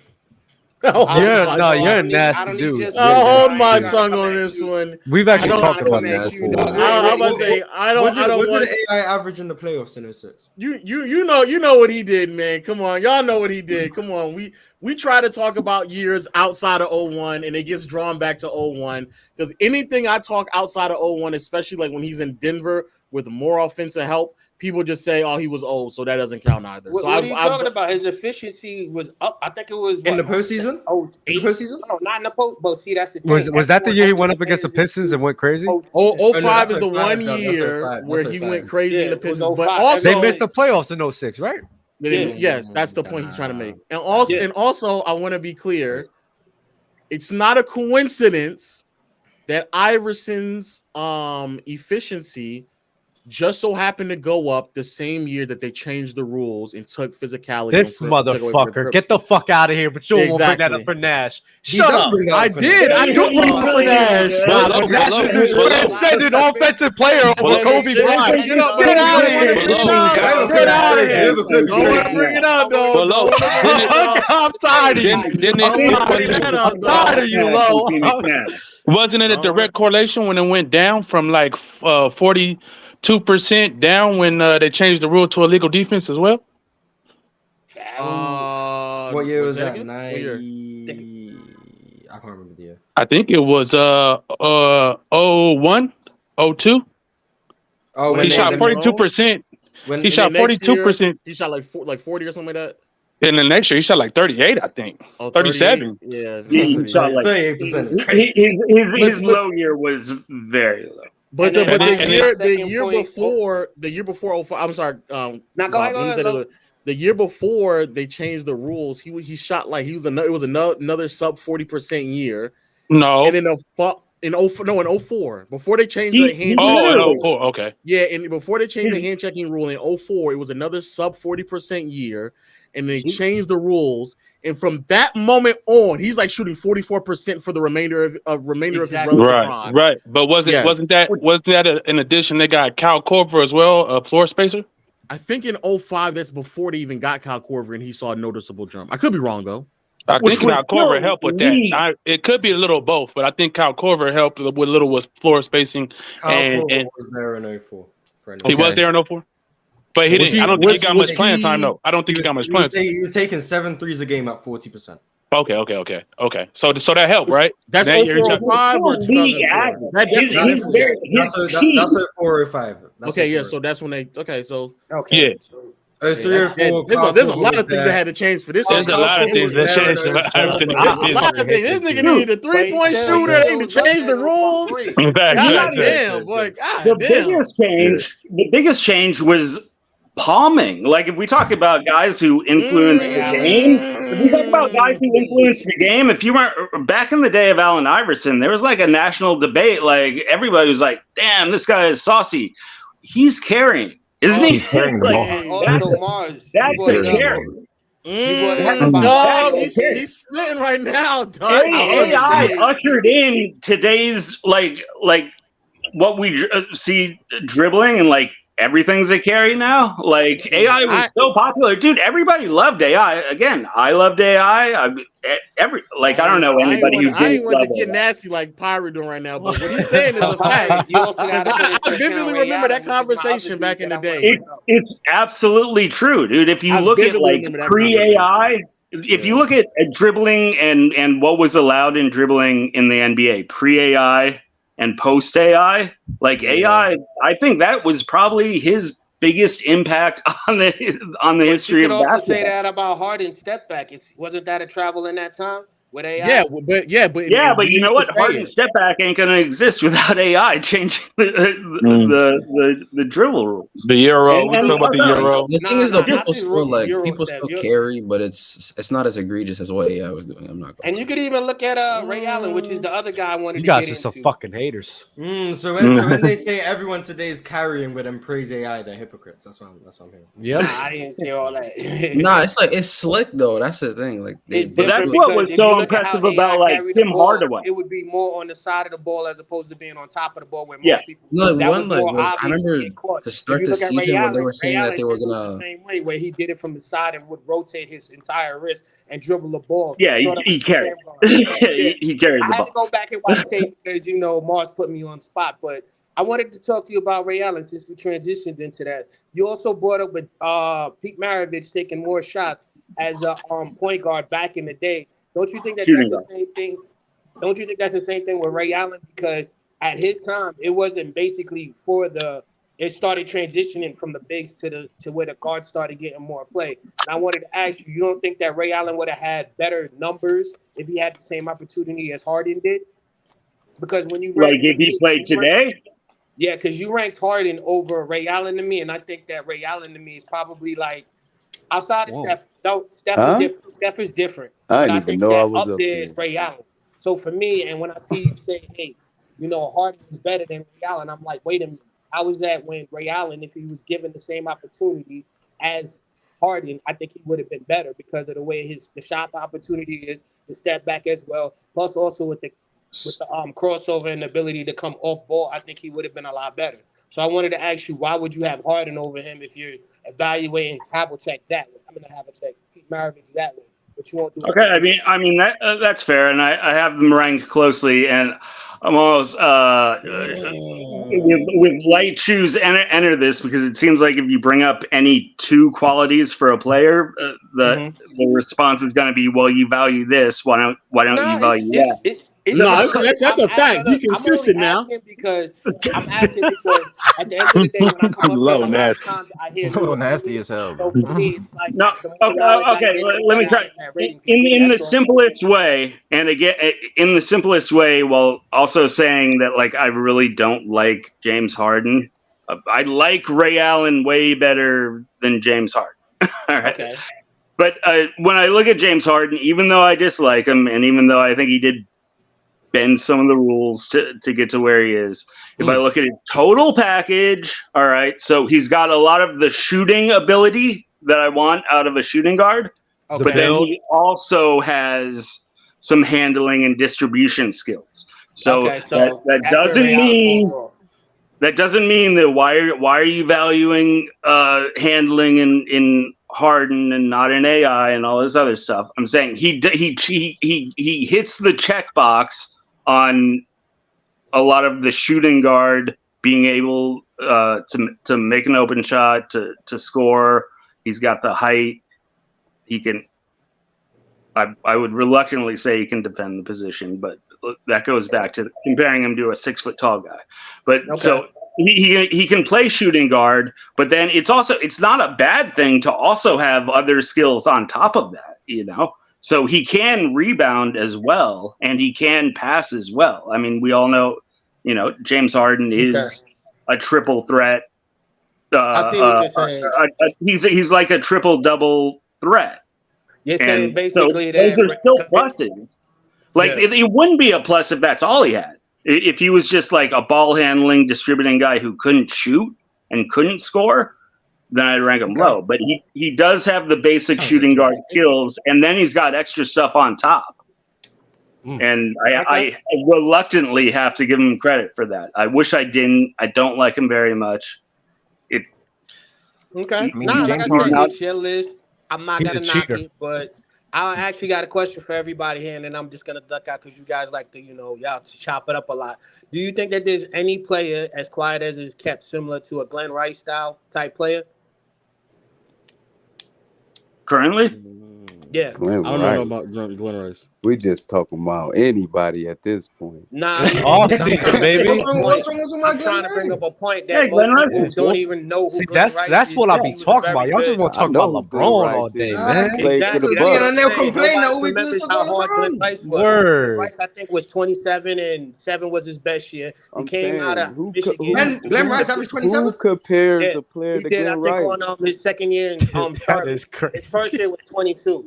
I think 22 or 25. I did not know Glen Rice had a year averaging 27. I don't remember it having dropping 27 a game, but he was a bucket though. Y'all not really even tapped in like that. Y'all, Mitch Richmond too, man. Mitch Richmond was really good. Hey, Lo, you knew that Glen Rice averaged 27 1 year. Yeah, no, I think it's 25. My fault. I knew he was putting on like 24. In Charlotte, no, it's 27. In Charlotte. Glen 24? Rice, when they moved the 3-point line closer, it was 27. He did have a year average. Oh, he did. What did he shoot from three? What did he shoot from three? He led the league in three, probably like 45, 46, something like that. Yeah. Oh, okay. No, ain't no 30. He led the league in 3-point shooting that year. Like no. I was talking about the year he got 25. I remember him having, I think it was his lowest was like 33%. Or something man, Glen Rice shot 47% from three, bro. No, 47. 47% from three. But it's a short end 3-point line. It's not a real 3-point line. But still exceptional. I don't think there's a direct crazy. Five and a half. 5.5 is 47%. Yeah, that's nuts. I know they're wide open. You know they're wide open, Mars. You know they're wide open. Hey. Making 47% at that time. I'm still crediting that. I'm sorry. I'm crediting. The year before he shot 42. When they pushed it back, it was 43, then 39, then 36. No, that's still crazy. That's what he known for, though. Right? Like one against like. The closest comp I can think of would be like 38. A fat Klay Thompson. 47 is a bit of an outlier. He's like a 40%. A bit of an outlier is crazy. But still, at that time, and he was on Charlotte, and most people don't even know how he contributed to Charlotte and Miami. He was athletic too. He can finish too. He could exactly. Well, I guess he's Bradley Beal. Yo, that nigga was. Well, he could kind of finish. Bradley Beal. I think I'm just saying. A fat Klay Thompson. If Klay Thompson ate like a shitload of cheeseburgers and gained 40 pounds, Klay Thompson's kind of crazy. I'm going not with my Klay Thompson. questions, Klay Thompson. Remember Glen Rice? I'm gonna keep coming up here with guys that most people don't remember from back in the day. Remember Mitch Rich, Glen Rice, Glenn Robinson. Glen Rice 27 on +8. That's moving you right there. Chris Mullen. What we talking about? Forgotten. Mullen is actually another one. Mullen is Mullen. Mullen was crazy. Mullen was kind of crazy. Mullen was kind of. We don't care. Mullen, he had a real ratchet. Such a hater, bro. We don't care about Chris Mullen, man. We don't care. Such a hater. You have no Warriors fan left in you at all. Well, first of all, I have no attachment to the 90s. I don't exist. I have no attachment to them. But you don't care about Troy Murphy, Mike Dunleavy. I don't care about Speedy Claxton on the Warriors. Speedy Claxton, Eric Dampier, man. Come on, Eric Dampier. Don't say Mike Dunleavy's name around me, man. Mike Dunleavy wasn't too bad. You're hating on GM Mike Dunleavy. That's crazy. Yes, I'm hating on GM Mike Dunleavy. He's a GM. He's terrorizing the freaking organization. I miss Bob so much. I swear, man. It's over, ladies and gentlemen. It's over. It's finally over. It's finally over, man. No, why are you talking like your team's gonna see the second round? Well, I don't understand. Like, did your team see the conference finals? Oh, here come the Lakers. How many conference finals wins did you get? What does it matter? We saw it though. As much as us, right? Crazy. I didn't know that, man. Hey, man, how many rings I got? Exactly. Wait, how many? We can go ahead and skip the shenanigans. Wait. How many were you alive watching for? More than you were? Cap. What? KB's seen 4. I've seen 6 at bare minimum. 2000 to 02, that's 3. Kobe's other 2, that's 5. You've stop. Wait. I've seen 6. He's seen 6. All of Kobe's and LeBron. That's 6 Cap. Wait, how old are you, Lo? How old are you? Low Mr. Magic Johnson era. Calm it down, guys. How old is Lo? Low 30. Low's like 30. All right, guys. I don't know why y'all answering. What's going on now? You 30. The low 30. So you were 7. Yeah, he's a regular at the. He's a regular. At the strip clubs. I guess. In his 30s. Low was 7 and wasn't even a Lakers fan when they started winning at first, but it's fine. Did you actually see it? Who's I fan of? Okay. Nah, he was alive. You said you were watching the NFL more than the NBA, so why do I? He was alive and he was watching. Yeah, man. I saw Shaq and Kobe, man. Come on now. No, you were like 8, man. Stop, please. I remember Mike. KB, you was like 8 when the Warriors won their first. No, that's crazy. No, that's crazy. I wasn't 8, bro. I was like 12. Nah, that's crazy. That's crazy. It's a difference, you know. Yeah. You were 8 too when they first won that thing, though. That's the thing, though. I wasn't even watching, but I've never claimed to be watching. Damn, he just keeps it real. I started watching when KD joined July 4th, 2016. All right, let me check it up, bro. The 90s is trash, bro. We ain't gonna talk about that, bro.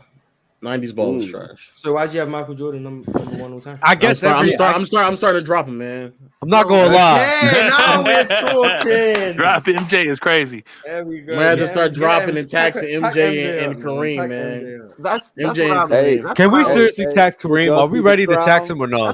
I keep going over the 70s. He's been waiting his whole life. I'm not gonna lie. Watching I don't enjoy watching like the 70s very much. It's so bad. It's so bad, bro. I can't watch it. You know, so we make it worse. There's only a few teams that I enjoy watching. So the 60s was better, Mars? I would rather watch 60s. Well, the basketball. 60s because there's more entertainment. Because there's less. Because they're just running. They're just running. I enjoy watching it more. I enjoy watching Jerry West more than I like the ABA. What's the difference in teams like from the 60s and the early 60s to the mid 70s? What's the difference in number of teams? The 70s they started. We was in like the 20s, and whereas the 60s was like. Ty, you're not gonna cook Mars? He was in the 20s. I ain't got nothing from Mars today, man. How can Ty cook me? He gaslit you yesterday on a point that was fair. That was crazy. I ain't tripping on it, bro. I let it go. Me and KB is cool too. KB, salute to you, bro. You were being disgusting, boys. Hey, Tyson, I'm behind you, man. I don't even want to smoke. I don't want to smoke today, bro. Pack this nigga up, man. Pack him up. Ty, just tell me I'll move him to the back room easy. I think that Chet has the defensive skill to be at least where Mutombo is as far as his career. Chet. I'm trying to go back to the topic at hand about Chet, his potential. Yeah, you know, we haven't spoken about that yet. Isn't that crazy? I love episodes like that. Let's keep it going. I don't want to talk about the title. I want to talk about the title. I'm fine with it. I'm not gonna lie. We need to stop doing title. Just PC Open Gym episode 97. Like I be telling JD, I'm like, bro, 600 people in here. They're gonna watch regardless. Let's be honest. They're gonna watch. Yeah, so, bro. PC Open Gym 97. There we go. That's all it needs to be. Content creator, Dub in the building, man. Unless it's like some crazy news with like KD or like going to the Suns or some shit. Like we don't need a title, bro. Like what are we doing, bro? Yeah, nobody's gonna talk about Chet for 3 hours. Egregious, and don't even talk about it. You just have like a bunch of different talking points, you know. That'd be. We could come up with a title later after. Like with this title of the video could have been 60s basketball. The only thing about the title, the L content creator, the title was Bill Russell and Will Chamberlain on top 10. That for Dubs world. That should have been a title. Oh my god, that should have been a title. The only let me see if I can change it right now. We can change it actually. The only thing about Chet, I got you. The title's changing. Rookie of the year, bro. That's it. Chet changed that shit. Chet for rookie of the year. I agree. I agree. The thumbnail's just not gonna add up. Who cares? I got Scoot Henderson. We'll tell JD to fix it. I think he's on a better team. He's gonna get better looks. He's gonna get a lot more opportunities. Bill and Wilt not top 10. You could build a shitty team and get the rookie. I think Jalen Wilson from the. You can, but I think Chet's they're gonna maximize Chet a little bit better. He's gonna have to do less self creation and all that than Wemby. Wemby's gonna have a tough time, bro. I said Scoot Henderson. I don't think so. I think Wemby gonna fit right in, but the thing is defensively, yeah. They're already talking about load managing him. So and that's a fact too. That's a fact too. Yeah. Oh, I can't save it. Oh, that's crazy. Oh, never mind. You can't save it. That's crazy. They better not. I think Chet or Wemby. Wemby defensively. I think Chet's gonna get him. Wait, the question was defensively. Yeah. Wembley or Oh, Chet. I think that's a conversation. I genuinely think that's a conversation. I think it's Chet, but with the blocks. Really? I think Hey, that's why he asked the question. Yeah, but some questions are just dumb. This is a good question. Hey, yo, Chet, should I buy a real chain or should I just like do fake? Don't even buy it, man. I'm not gonna lie. I'm not gonna lie, bro. You want my real answer? You don't know my real answer? Start buying shirts. Start buying shirts that just has the fake. I was just about to say that. I was just about to say that. Watch this. Don't listen to Dub. He got a chain. He got a shirt chain. Yo, watch this. No. The funny thing is, the ironic part is, I get more compliments on that than when I actually wear a chain. Who you be around? Broke people. I actually be around broke people, so I mean, What type of ice you get? bro, it's weird. It's weird. They're like, oh my god, that's so nice. It looks just like a chain. I'm like, yeah. Hey, Lo, fake Cool. it out, Hey bro. man, throw that shirt away, man. Nah, I love that shirt. I love that shit. Low, All right, guys, I'm gonna head out. Let somebody You else. getting jump money up now, on here. Thanks for Dub. having Man, me. get you a chain. All right, Bob. I know All right, something Cowboy. about you when you played against that game y'all were playing last time. If Mars ain't dead in the first time y'all call a meeting, Mars is the killer. I'm just letting y'all know that. Look at him already trying to suss me out. That's crazy. You're a bad guy. Yo, Lo, if they try to hit you, Some of the niggas in Among Us are just bad liars. Bro, if Man. they try to know, hit they you know with how to diamond gas tester, me. just be like, hey man, I'm me. Like I'm me at the end of the day. You know what I'm saying? Yeah, but it's just that I've thought about it. Like I'm looking, I just want like a regular Cuban and a Franco. Oh And, yeah, you like, trying to if I- get okay?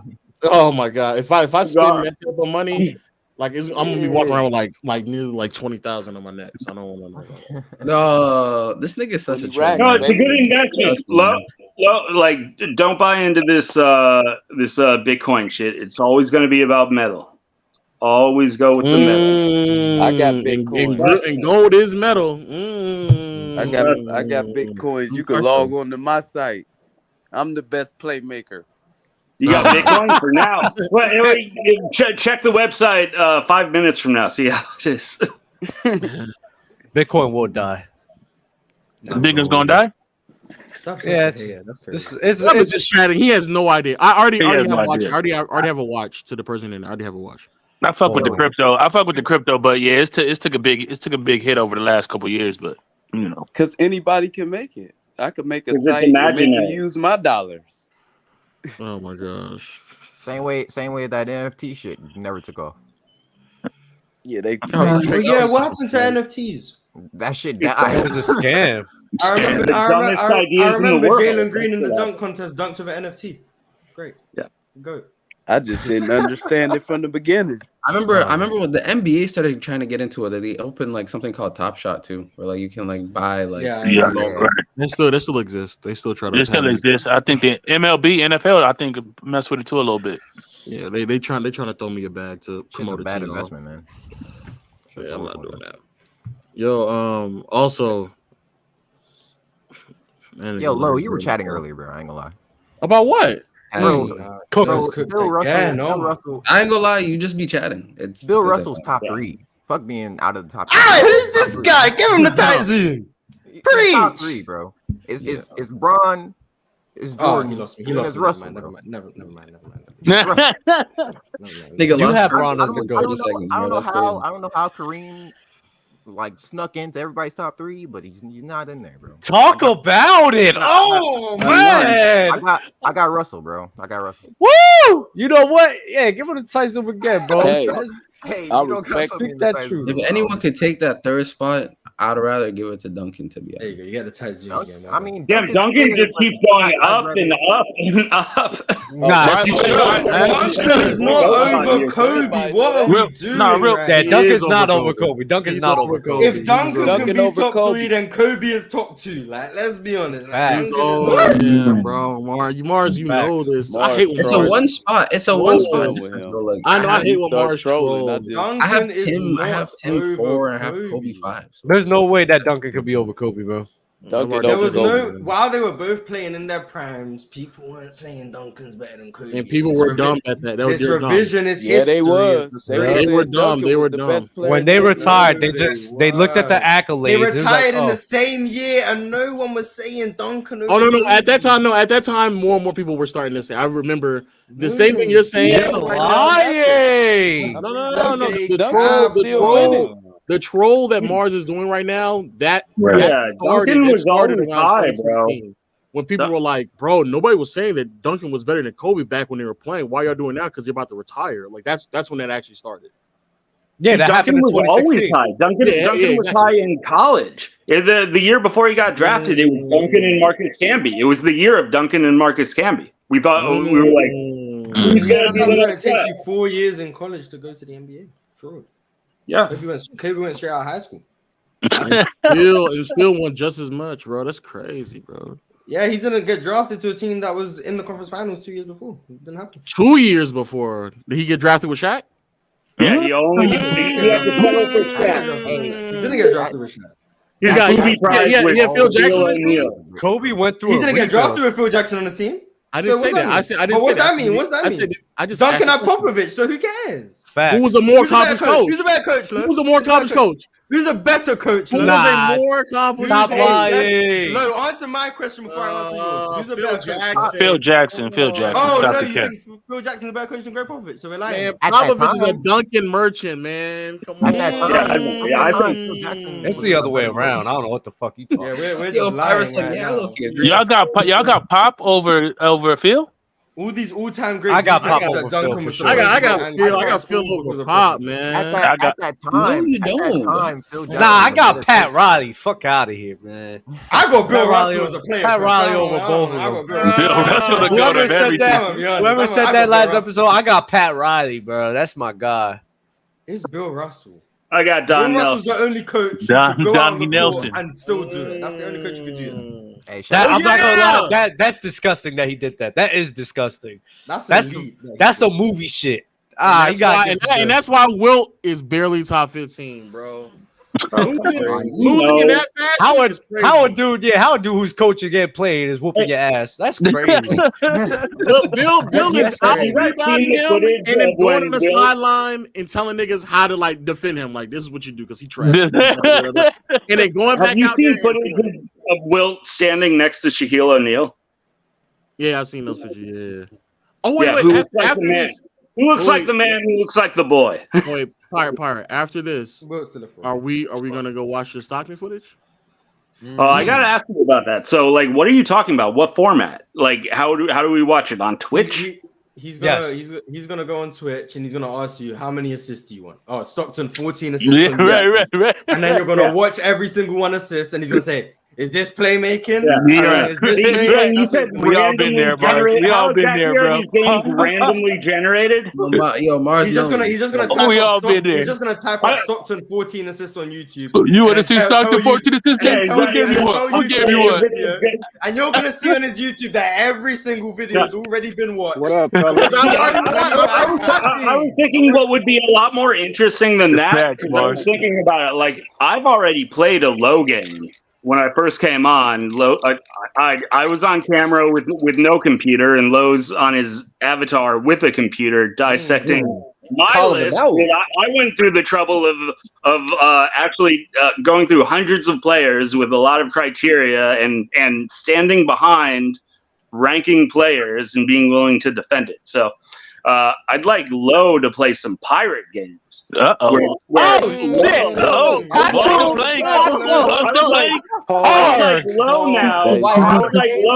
like Lowe to tell me his top 20 power forwards in order.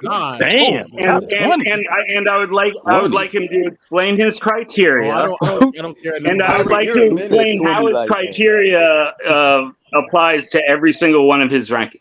I don't care about. I don't have a top 20 power forward list. That's a crazy list. That's a crazy list. Right. Okay. Do you have a top 30? Do you have a top 30 players? You have a big players. You just extended the list. Yeah, no. I want to hear your criteria on players. And I want to hear you defend your criteria on players.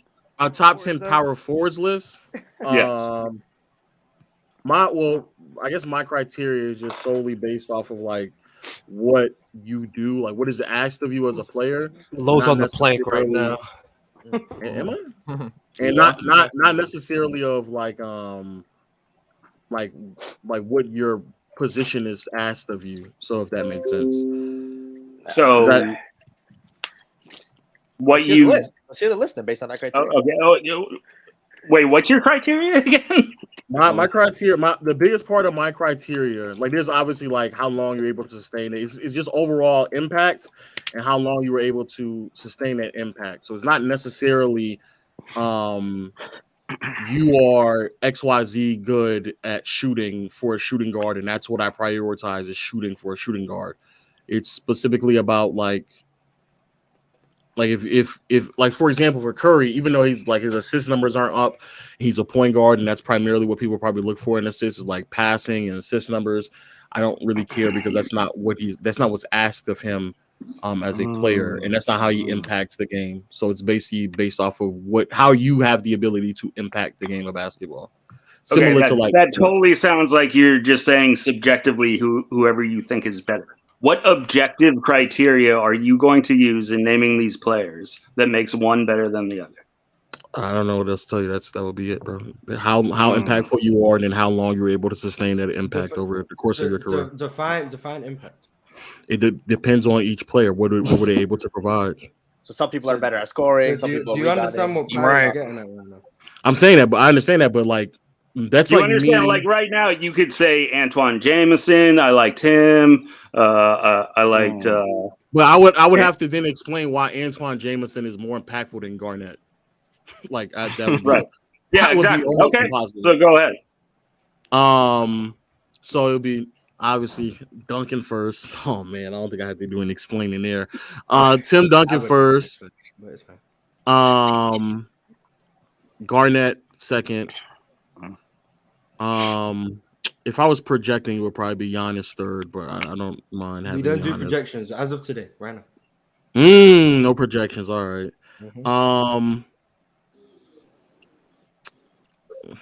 Dirk would be third. Then potentially the Nasty Man will be fourth. You can leave him.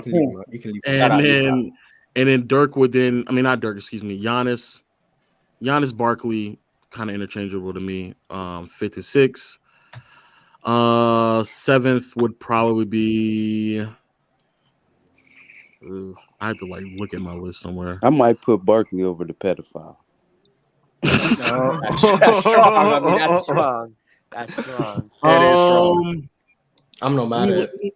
McHale? I don't think anybody is. I was gonna say Kevin McHale, but Anthony Davis. Anthony Davis. AD. Let me look at the list before I just start saying names because y'all are just saying names right now. Let me look at the list. Good names, bro. Look at a list. I need to look at a list of like 10. I thought of Powell immediately came to my name, and I was like, I don't think Powell should be like not that high. Elvin be on there. Elvin Hayes. Are you just gonna look up a top 10 power forwards of all time list? Yeah. That's what he's doing. That's what he's exactly doing. What about Chris Bosh? Google check on this. Before I say a name, I don't want to forget another name. No, Chris Bosh. I don't think Chris Bosh is in my top 10. The problem is that I don't have my top 10 list anymore. Stoudemire, baby. No, ooh. Jesus Christ, no. That would hurt his national agendas. Oh, you're nasty. After that, I would probably say I'm trying to think of a mix of probably AD, McHale. No love for Chris Webber. No, Chris Webber. Green in there. Then, I was gonna say probably Draymond after that. What about Blake Griffin? Blake Griffin. Draymond. What about Dennis Rodman? He said Draymond in the top. He said Draymond over Chris. Draymond. Dennis is up there as well, but Rodman. I'm not too high on. Who's Dennis. just randomly saying names? Well, I've heard Blake Griffin and Andre Drummond. No, not that's crazy. Blake Griffin's so crazy. No. So is that out of 10? Tim, Garnett. Wait, Draymond over Pau Gasol? Wow. Draymond over Pau Gasol. I can go over that too. I can go over that too. Draymond over Chris Webber is crazy to me. Duncan, it's not really that crazy. Duncan. About longevity, to be fair. Yeah. Duncan, Garnett, Dirk, the Nasty Man, Giannis, Barkley, Giannis over the Nasty Man. Mikhail, The Nasty Man. If he on the list. Longevity though. Even though he should have been in prison. Is Mars' word like not important at all? What's your word, Mars? Portability. We putting Draymond Green above a lot of these guys. Oh, that's Are crazy. you guys seriously talking Draymond Green as a top 10 power? I mean, that's what I'm saying. I'll list. have Draymond. If he's on the list, he's like 10th. He's 10th. Draymond over Elvin Hayes. It's Draymond. Chris Webber. Pure hypothetical, but what do you think Draymond's value is on damn near any other team? I don't know because that is a hypothetical. I really don't. I'm admitting it's a hypothetical, so we don't go down this road again. But yeah, let's not go down the hypothetical. People, it's a hypothetical. But you really think Draymond is a top 10 power forward? If he's like that's based off his skill set. Based off his impact, like I said before. Impact on based on the impact. Fair enough. Can I ask you guys something? And it has nothing to do with the topic. You were willing to move Bill Russell down based on how you understood that his teammates made his defenses look better. And now Draymond Green, next to Steph Curry, Klay Thompson, and in that system, he's a top 10 power. And in an era where being a roamer and help. Wait. And being in an era where being it benefits guys who are roamers and help next defenders. to Klay Thompson, Andre Iguodala, Andrew Bogut making. No, but his value. Oh, I thought you made him. Curry. Yeah, but I'm saying even and then even on the other side of the ball, offensively, the fact that he's even on the floor is because of Steph Curry. He's not a good shooter. He's not a good. He's not a good finisher. But even when it comes to those players you just named, like Iguodala and Bogut, like even when they were either no longer on the team or they were regressing, his impact defensively was still overwhelmingly felt. Even in years in which they had no business being one of the better defensive units in the NBA, his defense was still overwhelmingly felt. The year in 2022, before he got hurt. They were like historically on pace to be a historic defensive team before he got hurt. That's that team. I wouldn't necessarily consider that team had the personnel for necessarily do that. And I agree with that. The only reason that Draymond Green is able to play as much as he does, would you agree, is because of the fact that offensively he's viable because of Steph Curry. If for he sure, was in an I think that aids him. He wouldn't be able to have this defense. But that was. I don't personally speaking. I don't like the portability argument. Isn't like high up because it's not as if like the players are playing based off of who they play alongside with. So like obviously the game is being adjusted and it is the players are playing with the players are playing alongside with. So the game that they display is but they still show skills that can be transferable to other teams. Yeah, but there's several skills that you would never display. There's several skill sets you may not never display if it's never asked you to display them. They asked him to shoot jump shots and he couldn't do it. They asked him to go to the rim and finish. Those couple years. A couple years he was decent, but overall throughout his career he's been a poor shooter. They asked him to finish around the rim, and he's not a good finisher. So to say that is kind of disingenuous to me. That's not true. He's a good finisher. Draymond couldn't dominate on another team in his own era, let alone another era. What is Draymond playing in 1988? Y'all are saying things that are not my criteria. So hey, I guess that's fair. Your criteria is different. That's fair. Your criteria, but I'm just saying, I'm just speaking to the fact. They're saying your criteria is bogus. That's what you're saying. The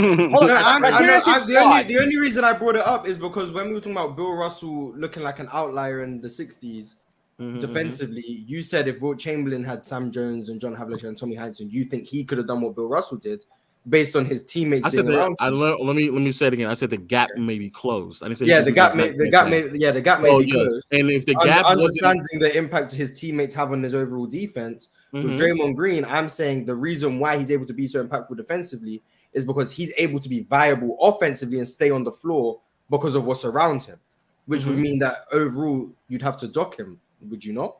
Yeah, he's 10. Yeah, but why is he still over guys like Elvin Hayes or Pau Gasol? To be fair about James Worthy. To be fair, James Worthy. I'm about to say James. Everything he just said it would definitely be applicable to Worthy. Okay, that's fair. To be fair about Elvin Hayes, even after Kareem was gone. But go ahead. Magic alone would have aided him significantly. Someone said Maurice Lucas. I like that name. a lot. If you say a 70s name, admittedly, I don't like. I keep saying I keep skipping over 70s, so I'm not watching a lot of Spencer Haywood. Yeah, I'm not watching. Bill Sherman. That way, gaming. I Elvin agree Hayes? with Maurice Lucas needs more love. The second best player on those Portland Trailblazers teams would be one. Bobby Jones. Is Elgin Baylor a small forward to y'all? I don't get how Bobby Jones is a very underrated name. Bobby Jones is underrated. I don't know if he's top 10. I mean, he's in a similar mode to Draymond just in terms of his role. He's a very, very, very, very underrated name. Very underrated name. That he's in a real similar mold to Skinny Rodman, Detroit Rodman. I'm gonna be honest with you. I'm looking at some of Draymond's finishing numbers. They're not as bad as y'all made it out. Yeah, He only takes open Oh, come on, layups, dude. I mean, you're comparing Everybody- Draymond. but it's I'm talking about finishing over contact and things of that nature, right? I thought but I thought it was like bad, and it's not. I thought it was like you just egregiously bad. Dude, everybody, when the Warriors were rolling, everybody on the roster shot 50% because the floor was so wide open. I mean, the Warriors consistently led the league in layups and dunks. Right, led the playoffs in dunks, right? He wasn't shooting 50%, and then They also never got KD. And also, there's years before and after KD, like in 2022, he was with no KD, he's shooting like 72% at the basket. So like that's after KD. So I don't know. Wait, Lo, how do you justify taking a third? How do you justify taking a third or fourth option in Draymond at his peak, a third option on the championship team? He wasn't the third best player on the team. He was the second best player. Okay, sure. Okay, let's say you want to give him a second for a couple years. Okay, I'll give you that. Right. Outside of KD years, he's the second best player. I don't know what to always. I don't think Clay. I don't. Yeah, you're gonna say Clay, and you're gonna say Andrew Wiggins. Clay Thompson was not better than Okay, that's fine. Okay, let's say you don't think Clay had great two-way value those early years? Not like he was a good two-way. Great. He was a good two-way value. I didn't say I'm talking. He was good. He was good. Yeah, as far as floor spacing and as far as his defense, he was very valuable. Yes, I would have took Clay over him. Look, I don't think you can justify Draymond at best being a number 2 against Chris Webber, who led a team to the Western Conference Finals, had multiple playoffs. What was that? What was that, Kevin? Yeah, but how do you justify what can Draymond? Chris Webber. I didn't hear what KB said. What KB usually got good Golden State stuff. I don't think Draymond should ever be ahead of Chris Webber. Like in no world is he. Oh, bro, Jalen just cut you off again. I think that's ridiculous. He's just calling Clay a spot up shooter. That's what he's doing. I think. Oh, that's a little nasty, KB. He's not a secondary creator. I won't say a creator, but you talking about elite spot up shooting and gravity and the gravity that he gets with that spot up shooting. That's fine. I think he called him the second. And good defense. Oh, okay. And very good defense. Very good point of attack. So to Jalen, the problem with, in my opinion, and I love C-Web, and this is going to really hurt me to say this. The problem with C-Web is there's a possibility that maybe he wasn't good enough to be the best player on a team that could consistently actually translate to wins. And he probably is valuable to be a second option. Draymond is. Draymond is a second option. I don't know what he's a second best player. No, you just said a first option, didn't you? Okay. No. I'm not saying that he is. I'm not saying that he can be. I'm saying that Chris Webber, as good as he was as the first option, especially in the postseason, a lot of those things were not transferable. 2002, if I'm not mistaken, is probably the best run that he had, where a lot of the production and impact that he had was transferable into the postseason. But outside of that, a lot of those years when he's playing, noticeable drop-offs in accuracy from the field, turnovers tend to tick up a little bit late in games in terms of late in games when they're relying on him to create shots. It wasn't as reliable as it needed to be the number one option. Chris Webber having the ability to be one, sure, but the value of what he was able to provide as a first option wasn't as valuable as I think a lot of people make it out to be, especially we're going to tax Draymond for the unique circumstances that he was in. C-Web was in a very, very unique team for that era of basketball in the early 2000s with the passing, the playmaking, the three-point shooting, the tempo, his ability to play alongside just high IQ ball players. Like that's also a very unique circumstance. And again, outside of, if I'm not mistaken, like 2002, the playoff. A lot of those other seasons, I can't really see how much it really translated. And also with C-Web, we're also basically talking about like 4 or 5 years of that play because like after that it's like not sustainable anymore. Wait, so but C-Web has to be. C-Web was a first option that on a great team. That might have made the finals. That really legitimately beat the Lakers. Yeah, I mean, they beat the Lakers if the refs hadn't stepped in. So C-Web gets penalized for actually being a first option on a successful team. What kind of team do you have if Draymond was your first option? Like, Draymond could never be a number 1 option. No, I don't think. Hey. Actually, I'm not about to make the take. Draymond will never be a number 1 option. I don't think he is either. I never said that he was a number 1 option. I'm just saying that for Chris Webber, the argument that you're using that he could be the number 1 option is just one. Didn't work. And if you want to, for sure, put into context about all these things, sure. But what I'm saying is, realistically speaking, probably Chris Webber, even himself, probably should not have been a first option. I don't think a 1-year example of that proves it. Well, so are you saying Draymond's a better number 2 option than Chris Webber would be? I would probably more than likely have Draymond as a number 2 than C-Web. So you view it the way I do. If you can't win as a number 1, you value what they can both do as a number 2. That's what you're saying. I just don't think Draymond can. Winning by is crazy. So Draymond is a number 2. Because that's the thing about Draymond as a number 2 to Steph Curry is great because that's a perfect fit. Yeah. Generally speaking, Draymond Green as a number 2, is that viable to you? No.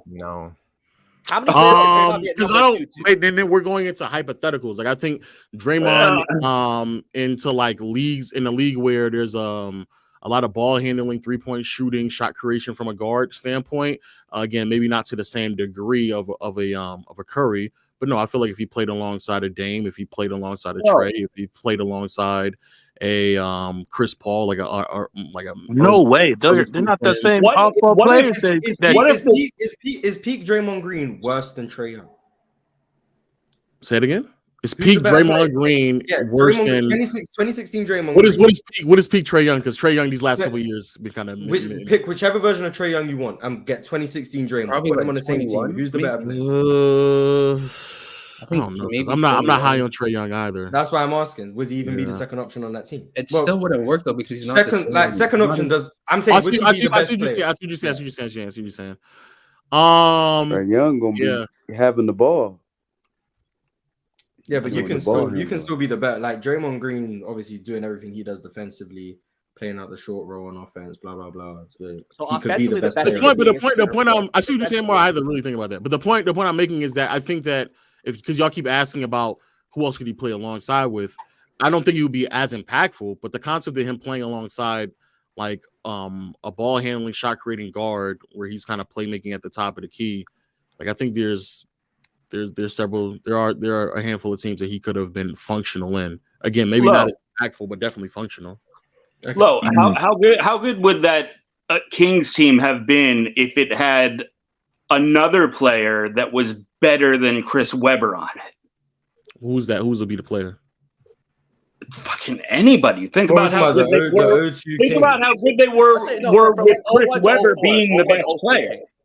Think about how good the Kings were with Chris Webber as the best player, and you're saying he couldn't be a second option. So what if you took any player that you considered better than Chris Webber and put it on the Kings? Okay. So is that anything comparable to Draymond? I mean, Draymond has to be on a specific team just to be a productive, second or third best player. You're saying specific team. Harping on portability though. I'm about to say I don't know why. I have no idea why. You keep saying specific. These are things that we don't know. So again, these are hypotheticals. What Draymond displays as a skill set. No, I think that it is very portable, way more portable than y'all are making it out to be. Defensively, I agree. I'm gonna say as a defensive skill set, it is way more portable than what y'all are making it. Oh, agreed. Defensively, sure. I mean, transcendent enough to overcome. But that's not his value, though. That's his value. This is where I said again, it's his value. We're talking about an all-time defender. We're talking about somebody who's peaking at transcendent levels defensively. That's his value. His value is not. Y'all keep harping on his weaknesses, and y'all have not yet brought up Chris Webber's weaknesses on defense himself, because of course that's not Chris. I don't know why we're doing the Chris Webber conversation. I don't know. I don't understand it either. Chris Webber wasn't mine. I wanted to get into like Elvin Top Hayes, but 10 Lowe, guy. by his own admission, said that 70's power forward. So I'm fine. This is like me harping on Chris Webber's defensive value when that's not how he would be valued as a player. It's like me talking about Dirk's defensive value when that's not his value as a player. This goes back to why I'm harping on impact. It depends on what is asked of you and the value that you provide. It's like the silly notion of argument when people like stress out about like Garnett's or not even Garnett. Who's a better example? I don't know, like somebody's like inability to do something that's like, bro, that's not the value of who that player Steve is. Nash or whatever. But you're talking about Stockton's lack of aggressive scoring. Hold on, but you're talking about his relative value. Scoring hurt what the team was able to provide, though, or was able to produce, correct? Yeah, but it has. And wouldn't you argue that Draymond Green's lack of offensive game has also hurt Golden State in situations? Yes, just because they've been successful doesn't change that's also hurt. But I think he makes up. I think he more than makes up for because of his defensive ability. Stockton doesn't make up for whatever he's lacking in any regard. At his peak and during his prime, I can say shut the fuck up. Okay. I mean, what you're talking about his relative defensive value to his era, because like, how much defensive value do you think Draymond Green would have in the 80s or the 90s or the 70s or the 60s? I don't care. Well, yeah, we get nasty. He doesn't play in those eras of basketball. So okay, but the other guys didn't play in this era. So is his relative defensive value better than older power forwards' relative defensive value to the era they played in? Yeah. Such as who? Such as Bobby Jones. Is he a better defender than Bobby Jones? Relative to his era and the rules that they played. I think he is. I think he is. Bobby Jones is a very good name to bring up, but I think that he is. Yes, okay, I think why? he's a better defender than him too, though. He could do You think more. he's a better defender than Bobby Jones? Yeah. Bobby Jones was 3 to 4 inches taller, more athletic, could definitely guard the paint. 4 much inches is better. kind of a gap. Well, Draymond got re-listed at 6'5", so Bobby Jones is what 6'8", 6'10", 6'10". I thought it was at 6'10". Bobby Jones is 6'10". I thought it was at 6'8", 6'9". If he's 6'10", no, Bobby Jones is 6'10" and athletic, far more athletic than Draymond. Very skinny. I mean, not that skinny. Wiry strong. He was a strong guy. Why do you harp on why do you harp on height so much when it pertains to a lot of your players? I know it makes you better, but when you talk about your Dennis Rodmans and your Charles Barkley, when it comes to like rebounding, those guys are great rebounders at a smaller height, so it didn't affect them in that. But you always bring up height, like that makes you better per se. It doesn't necessarily make you better. And then Draymond Green is listed at 6'6". There's a 3-inch difference. I still believe 4 inches. I'm not gonna lie, I still believe he's 6'5". I definitely don't think Bobby Jones is 6'10". Barefoot height versus shoe height. Bobby Jones is listed at 6'9" on Basketball Reference. That's all I'm saying. I'm not saying I don't agree. Well, I don't know. He didn't look 6'10" when I've gone and watched Philly games. He doesn't look 6'10" either when I watch him either. But he's listed at 6'9". I won't even argue over an inch. We're arguing over. I'm not gonna lie. Draymond Green is significantly taller and rangier. But what does that matter? Like if Draymond is using his ability to position and take charges when he makes up for his lack of height with different defensive concepts and getting in passing and doing different things to make up for his lack of height, where he's not necessarily a better rim protector per se, but he gets in position and affect shot in that way. Why is the height like your go-to? I mean, you can be better at 6'6" than 6'9", but the odds are against it. And then when you combine being 6'9" with being more athletic, with having a longer wingspan, with being but you can go to Draymond's IQ and say that his IQ makes up for those things.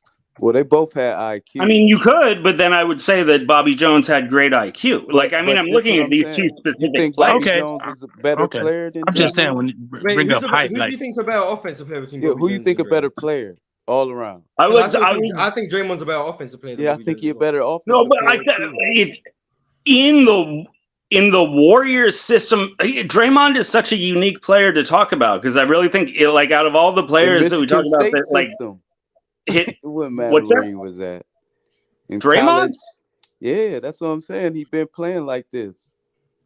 No, I mean, I think we can all agree, like, for Draymond to maximize his, like, just like Mars was saying, for him to stay on the floor, he's got to provide you something on offense, and it's going to have, like, him on the Warriors being able to be a ball handler and pass it out to two of the greatest shooters of all time, like, that really, really, really enhances his value, and that's something that's really, really hard to replicate. Yeah, but when Clay wasn't available, he still was able to stay on the floor.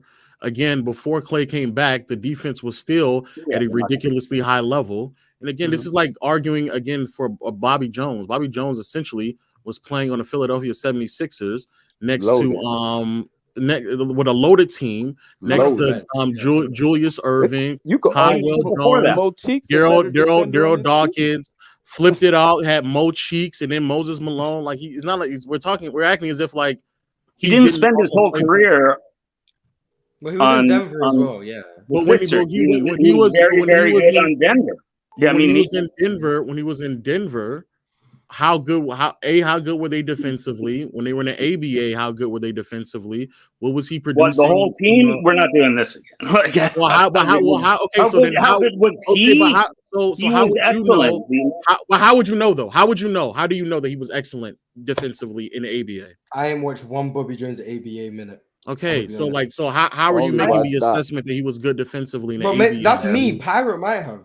I like Bobby Jones. I feel like I've watched a fair amount of him when he was younger and when he was older. I mean, and if we're just looking at them side by, I mean, they're different. He's, I know you're going to say this doesn't matter, but I think when I use the term prototypical, he's more of a prototypical power forward. And again, just for the people who haven't seen as much as him, the closest thing I would personally equate him to would be a skinny Rodman, like a taller, skinny Rodman on the Pistons when he was Defensive Player of the Year. He was that type of player. It was a very similar type of player.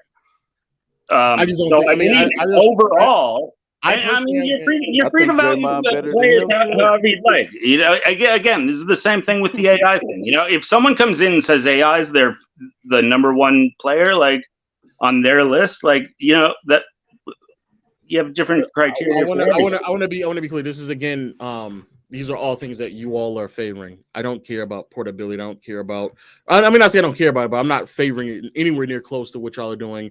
I don't care about hypotheticals about what somebody may have did in the 80s or 90s. I don't give a fuck about that because they didn't play and they played in their own era. They were asked to do specific things on the teams that they played for, and they made adjustments according to their teammates and what their team demanded out of them.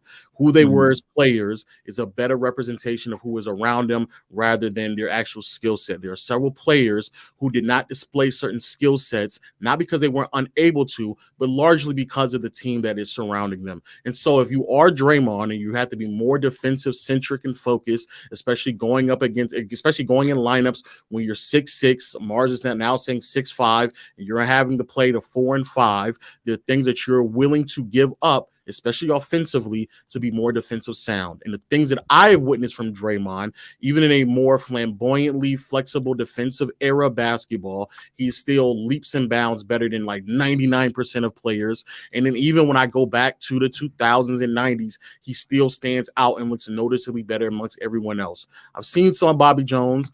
Of what Bobby Jones was able to do. I don't think he had the same level of impact that Draymond was able to have, nor offensively do I think he was as good. But again, that's not their role and responsibility on the floor for either one of them per se. So I just don't think that like the impacts. I just think that what Draymond was able to provide for that team is just like really, really hard to like understate. Mm-hmm. Do you think his defense is transcendent enough? Remember when you said that a great offensive player is going to be more impactful, so his defense is transcendent enough to overcome. You put Anthony Davis above Draymond, right? I forgot AD. Where did I put AD? Yeah. Draymond got to go. You ain't got. I'm just because Draymond. Did I not say AD? I think you did say AD. I think you said AD after Mikhail, I believe. AD, I'm like, there's no way Lowe said. I was like Pau Gasol, AD. They're all like in the debate. Yeah, you lumped them in there like 5 through 8 or something. So if Draymond is 10, then yeah, AD will be above him then. Okay, there we go. That's fair enough. I have to read some super chats before we get out of here. There's not too many, so it should be quite quick. Mav Sammy 41 said Dirk should be first team when talking about the all 2000 decade team. He scored the most points in the decade. Dirk played a lot of small forward as well. If he's first team, that means Kevin Garnett is not first team, so I disagree. Dream Hoop said, shout out to Dream, by the way. He said, shout out Pirate, him and Ticket, the best. There we go. Drip Baylor said, where would Harden rank as a point guard? Would he be over Russ and Chris Paul? I think that's for Pirate. Would Harden be over Russ or CP3? Mm-hmm. Based on his game as a point guard, so facilitation, blah, blah, blah, all of that. Definitely not over CP3. What about Russ?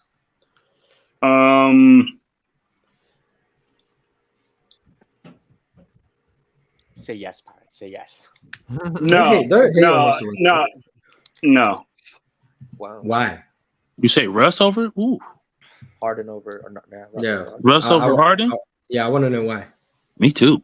Just because I feel like Russ has the quickness and not like Harden. My bad. He's the compactness, the athleticism, the ability. He's not a great defender, but he's a better defender than Harden. He can defend the position better. Yeah, that's a mid. Yeah, that's very. I say Russ is better than Harden too, but it is a mid off though. But yeah. I think Russ is a better passer than Harden, but I think Harden's a better basketball overall. Yeah, I think. I don't think Russ is a better passer than Harden. To be honest, no, I think Harden's a better scorer overall. I don't think passing is. I think Harden. That's. Who's talking about Russ Westbrook? Peak Russ Westbrook's not a better passer than James Harden. I think he's a great passer. I think he's a great passer. Wait, what are you saying? You saying Russ is a better passer than Harden?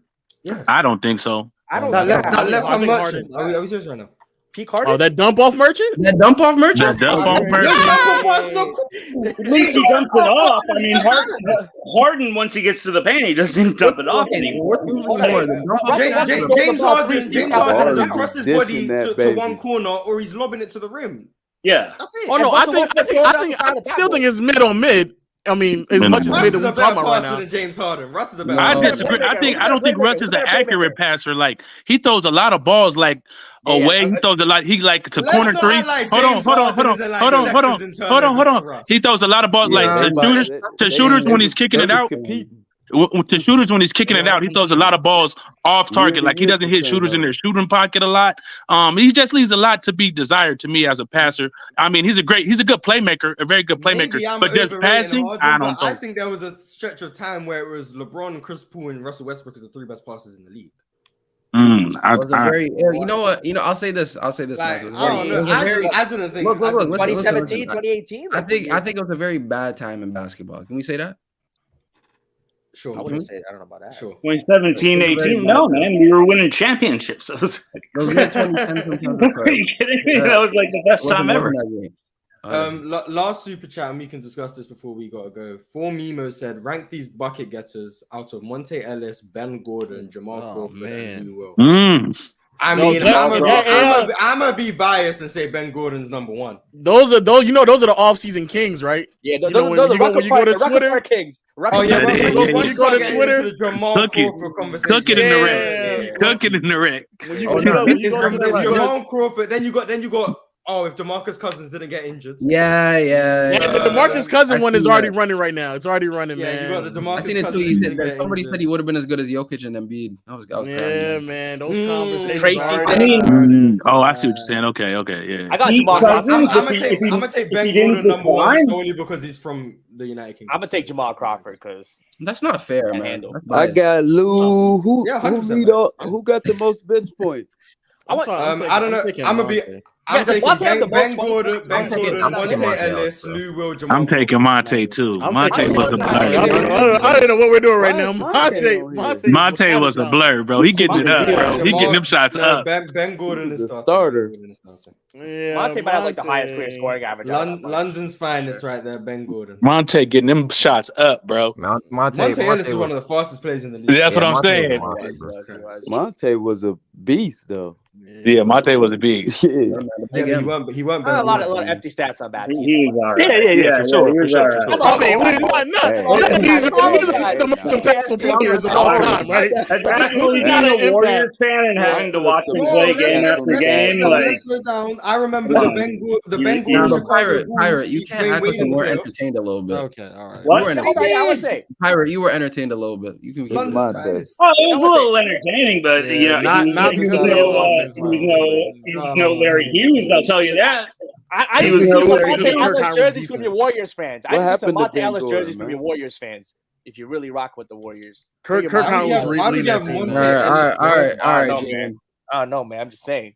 He was that Kirk guy. Howard was leading that team. Do you have a favorite team or you just like I remember somebody told me Kirk Howard was better than in 2018 when it was the Cavs versus the Raptors. He celebrated every time LeBron scored. I know. I'm not gonna lie. That's a fact. That's a fact. I knew the Raptors. No, he's not a Raptors fan. He's not a Raptors fan. Yeah, no, not a Raptors fan. In 16, where they're in the Eastern Conference Finals, he was still celebrating more than for the LeBron. Yes, he was rooting. I was okay with it. I was okay with it.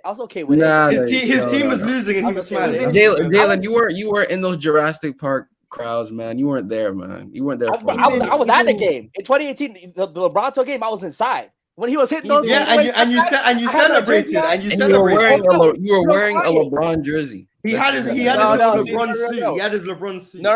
You know what's crazy? The LeBron suit is crazy. I used to have the jersey. After that game, it's gone now. It got too small. I had a LeBronto Toronto Raptors jersey. Raptors jersey with 23 with LeBronto in the back. I gotta order me. That's the definition of a fake fan. That's what. That's crazy jersey. It was a crazy jersey. LeBronto, baby. That's crazy. The crazy thing is, even Drake, who's best friends with LeBron James, was crying in the stadium, bro. I knew we lose. Jalen is not a Raptors fan. Jalen is not a Raptors fan. Not at all. Does anyone have any final words before I end the show? Does anyone have any? Hey, low left. No, we're here. Oh, hey, Low, you ain't see they said that Player's Choice and Low that y'all in the ESPN's reign. You ain't see that, huh? The one dude. Player's Choice and the shouted you out. ESPN on top. ESPN on top. They shouted you out, man. Anyone have anything? Anyone have anything else to say? Yo, shout out to the Barbie. ESPN pay me, man. I'll join ESPN. Oh, yo, clutch, baby, clutch. See you guys tomorrow for the PC. Mars, you see that